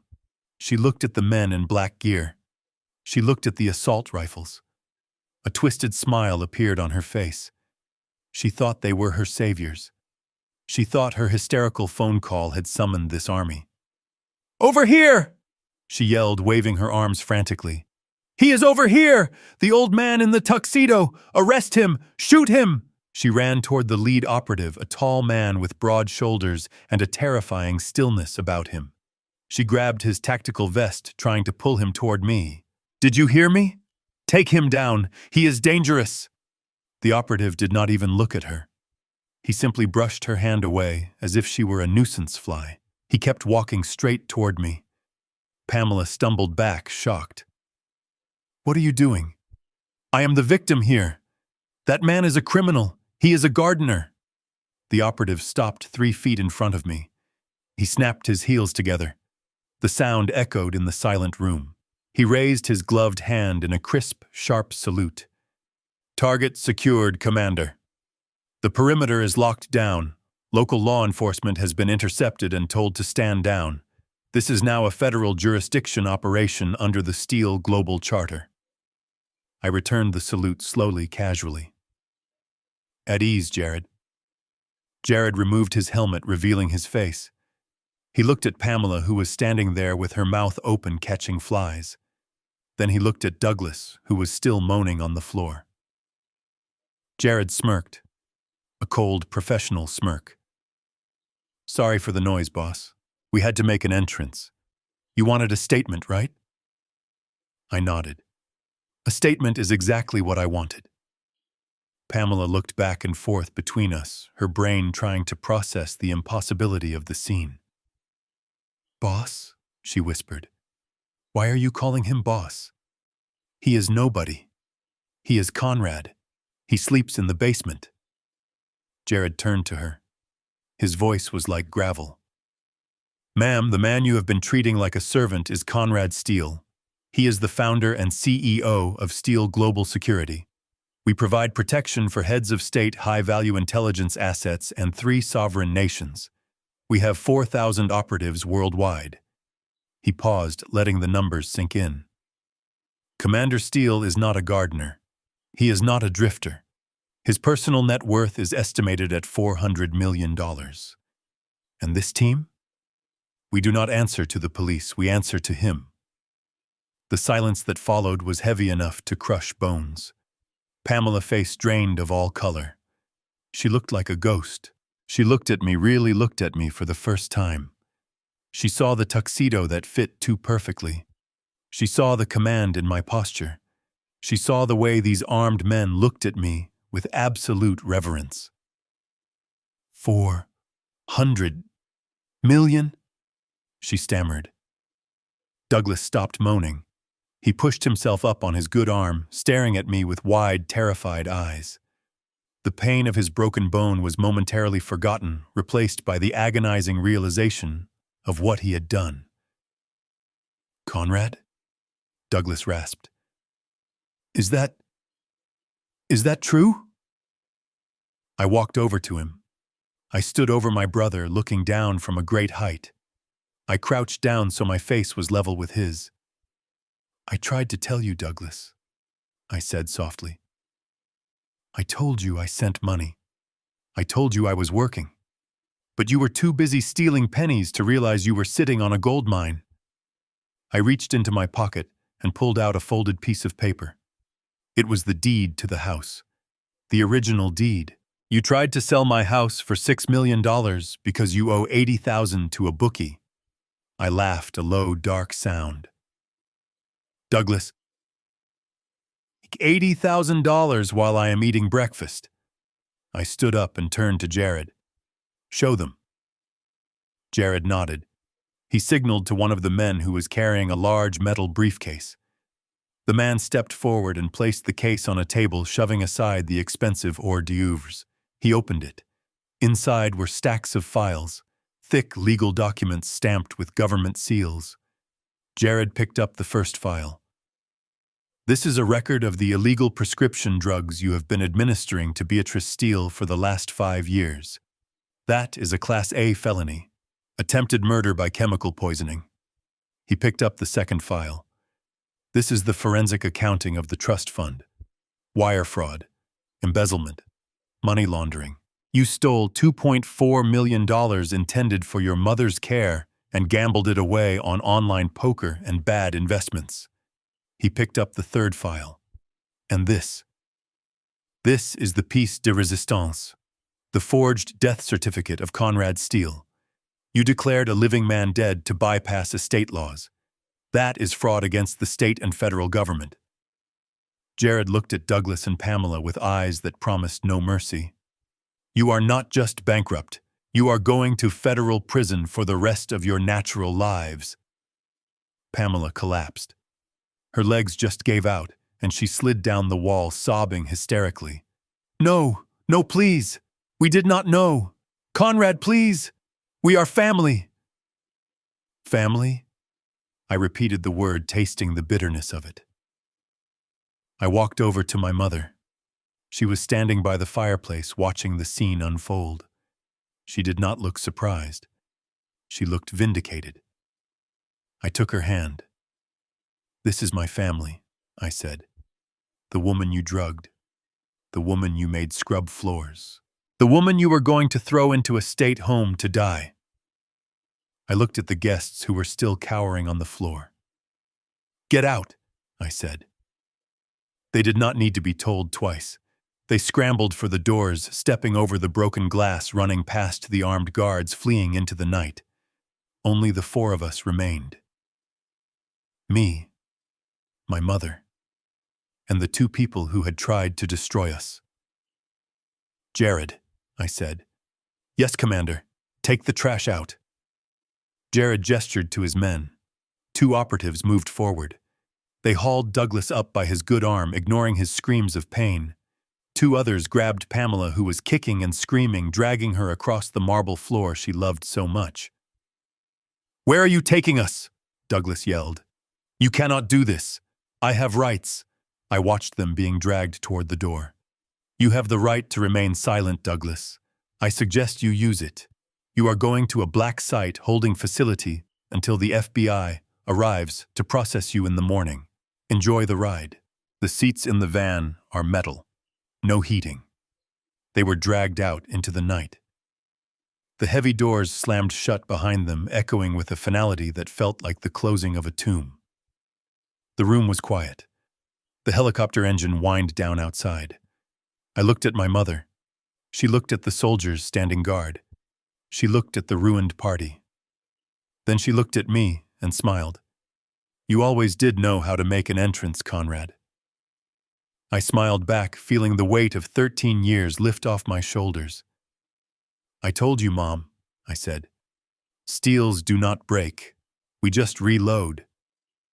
The room was quiet now, except for the low hum of the tactical equipment and the pathetic sobbing of my sister-in-law. The guests had fled, leaving behind a wasteland of spilled wine and broken crystal, but the real mess was still in the room, waiting to be cleaned up. Douglas sat on the floor, cradling his broken arm, his face gray with shock. Pamela was huddled near the fireplace, her expensive silver gown ruined. I nodded to Jared. He stepped forward and placed a small, rugged drive onto the console that controlled the massive projection screen Douglas had set up. This screen was supposed to play a montage of the estate's history, a marketing tool to sell our home to foreign investors. Instead, it flickered to life with a very different kind of movie. The lights in the ballroom dimmed. On the screen, a high-definition video began to play. It was grainy at first, then sharpened into focus. It showed the kitchen. It showed Pamela standing at the counter 2 days ago. The timestamp in the corner read 4:12 p.m. The audio was crystal clear. We could hear the rhythmic grinding sound of the mortar and pestle. We watched as she shook the white pills into the bowl. We watched her grind them into dust and mix them into the tea. Pamela looked up at the screen and screamed, "Turn it off! That is illegal! You cannot record me in my own home!" "It is not your home, Pamela," I said, my voice cutting through her hysteria. "And in the state of New York, recording a crime in progress is perfectly admissible evidence, especially when authorized by the legal owner of the property." On the screen, the video Pamela spoke. Her voice echoed in the silent ballroom. "That should keep the old bat quiet. Sleep tight, Beatrice." I looked at Douglas. He was staring at the screen, his mouth open. He looked at his wife with a mixture of horror and confusion. You told me it was herbal supplements," Douglas whispered. "You told me the doctor prescribed them." Pamela scrambled backward. "He is lying, Douglas. It was just a sleeping aid. She needed sleep." Jared pressed a button on a remote. The image changed. It was a document, a chemical analysis report from a private lab. "This is the toxicology report from the residue found in the mortar," Jared announced, his voice flat and professional. "Thorazine, 200 milligrams. Combined with the other sedatives found in her bloodstream, this is a lethal cocktail. It is not a sleeping aid. It is a chemical lobotomy. Jared looked at the police officers who had just entered the room behind my team. Officers, that is attempted murder in the second degree, conspiracy to commit grievous bodily harm against a vulnerable adult. The police captain, a grim-faced man who had seen enough, stepped forward. He gestured to his officers. "Cuff her." 2 officers moved in. They grabbed Pamela by her arms. She kicked and screamed, her heels scraping against the marble floor. "No, you cannot do this. I am a victim. Douglas made me do it. It was his idea." Douglas did not defend her. He just slumped further against the wall, defeated. But we were not done. Jared clicked the remote again. The screen changed to a series of financial spreadsheets, rows and rows of numbers illuminated in red. Douglas Steele. Jared read from a file. "Over the last 7 years, you have systematically drained the family maintenance fund. You forged Beatrice Steele's signature on 34 separate checks. You liquidated her retirement portfolio. And you took out 3 predatory loans against the equity of this house using a power of attorney that was revoked 13 years ago." Douglas looked up. "Revoked? That is impossible. Mom signed it over to me when you left." I stepped forward. "No, Douglas. She didn't. Because the house was never hers to give, and it certainly wasn't yours to take." I took the remote from Jared. I clicked to the next slide. It was a legal document dated 13 years ago. The header read, "The Beatrice Steele Irrevocable Living Trust." I did not just buy a house, Douglas. I created a fortress. I put this estate into a blind trust. Mom is the beneficiary. I am the trustee. But the legal owner is the trust itself. I leaned in closer so he could see the truth in my eyes. "Even if I died, even if Mom died, you would not inherit a single brick. The trust documents state clearly that in the event of our deaths, the property is to be donated to the Wounded Warrior Project." Douglas' face crumbled. The realization hit him like a physical blow.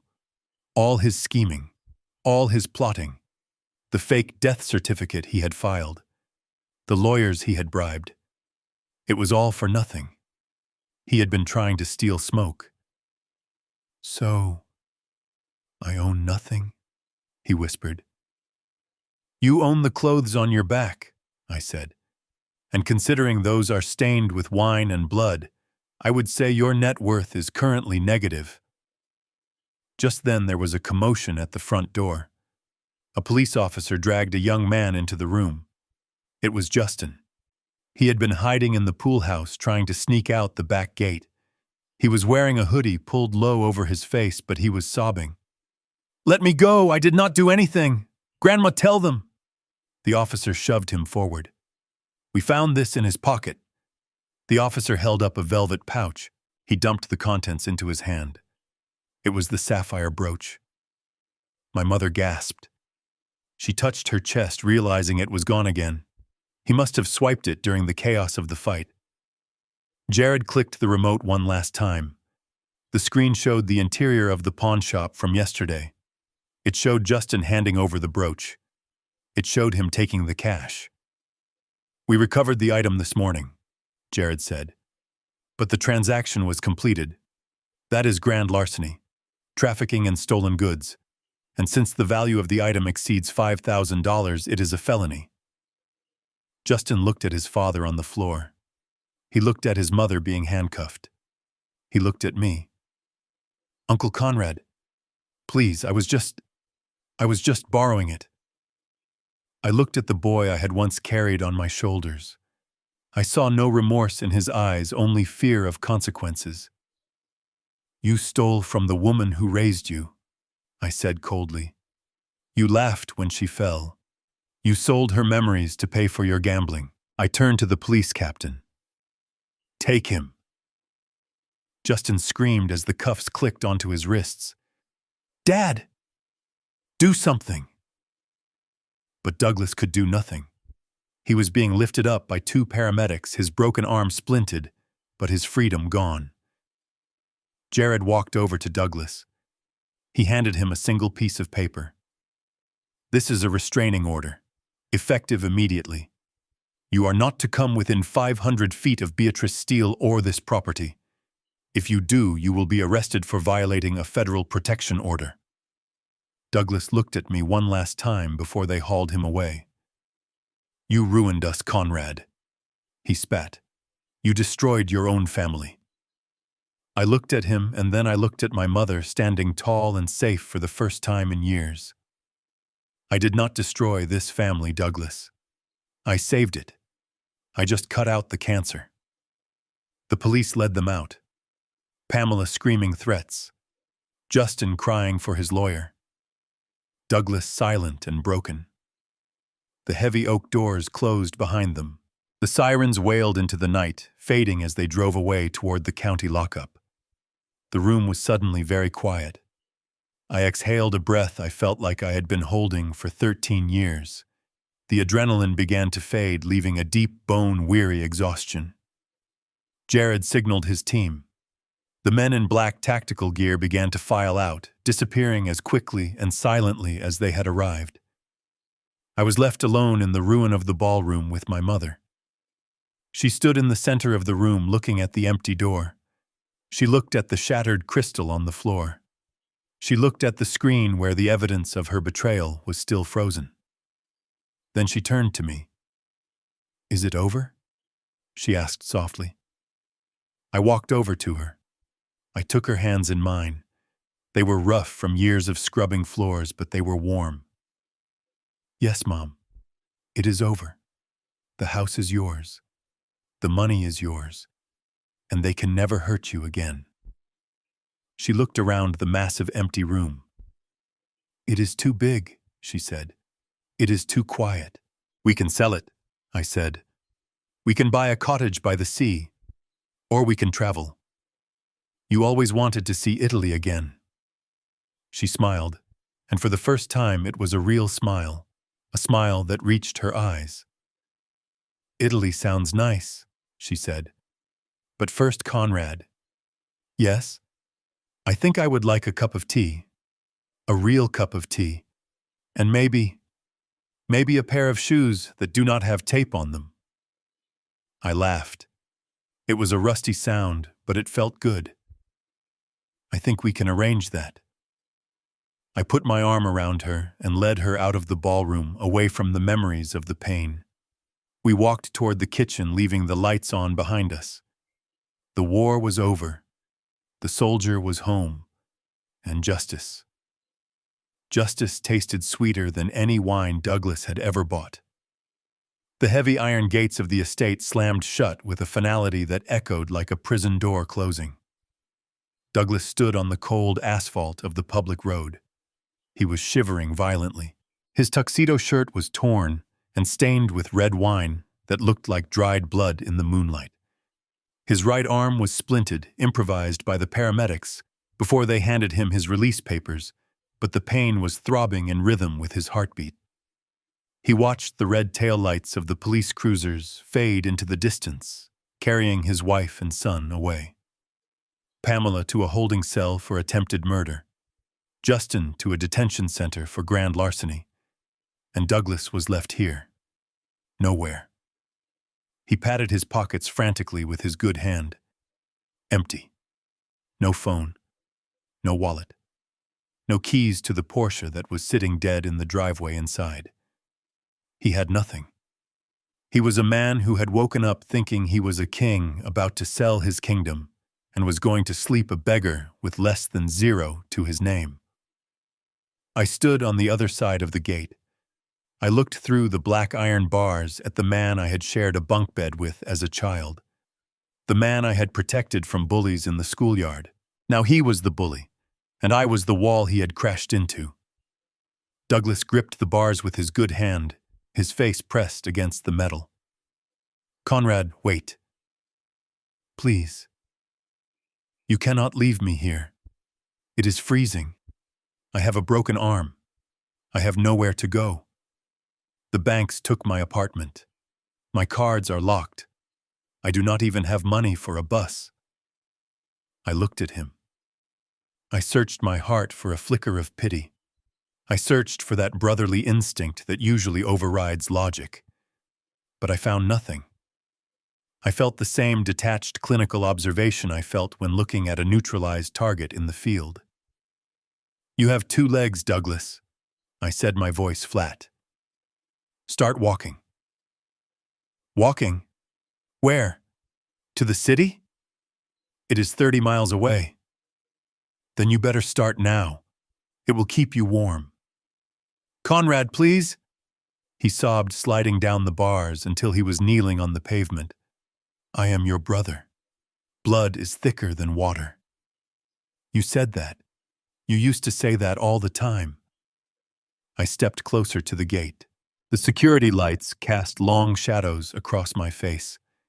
"Blood is thicker than water." I agreed. "But you are not blood anymore, Douglas. You are a parasite. And I just surgically removed you." I turned my back on him. "Conrad, do not turn your back on me. I will sue you. I will find a lawyer. I will take everything back." I stopped. I did not turn around. I simply spoke over my shoulder one last time. "Good luck with that, Douglas. But I should warn you. The lawyer you are thinking of calling? He works for me too." I walked away up the long, winding driveway, lined with the trees my father planted. Behind me, I heard Douglas screaming my name into the darkness. Then the screaming turned to sobbing. And finally, as I reached the warmth of the front porch, the only sound left was the wind howling through the empty road. He was alone with his consequences. He had spent his life stepping on people to get to the top. Now he was at the bottom, and there was no one left to catch him. I opened the front door and stepped inside, closing it firmly against the night. I locked the deadbolt. The click of the lock was the most satisfying sound I had ever heard. The past was locked out. The future was inside, waiting in the kitchen with a cup of tea. The sun streamed through the bay windows of the breakfast nook, washing the room in a clean, bright light that felt entirely new. For 13 years, this room had been shrouded in heavy velvet curtains because Douglas claimed the sunlight faded the furniture. I had pulled them all open at dawn. The house smelled of fresh brewing coffee and sizzling bacon, erasing the lingering stench of stale cigar smoke and deception. I sat at the head of the long mahogany table. I was not wearing the gardener's rags, and I was not wearing the tuxedo. I was wearing a simple flannel shirt and jeans. I was just a son waiting for his mother. I heard footsteps in the hall. They were not the shuffling, dragging steps of a drugged woman in taped shoes. They were steady, rhythmic steps. Beatrice walked into the room. She was wearing a soft blue cardigan and gray slacks, clothes she had retrieved from the back of her closet, where Pamela had hidden them. Her hair was brushed loose, framing her face in a silver halo. But the most striking change was her eyes. The fog was gone completely. They were sharp, clear, and filled with a peace I had not seen since I was a boy. She stopped at the doorway, looking at the table set with fine china and fresh fruit. She looked at the chair to my right, the seat of honor. For 13 years, she had been banished to the basement, forced to eat leftovers on a wobbly stool while her tormentors feasted here. "Is this for me?" she asked, her voice steady. "It is all for you, Mom," I said, standing up to pull out her chair. She sat down slowly, running her hand over the smooth wood of the table. She looked out the window at the garden, where the crushed roses were already being pruned by a new landscaping crew I had hired an hour ago. "It is so quiet," she whispered. "No screaming, no demands, no fear." I poured her a cup of coffee.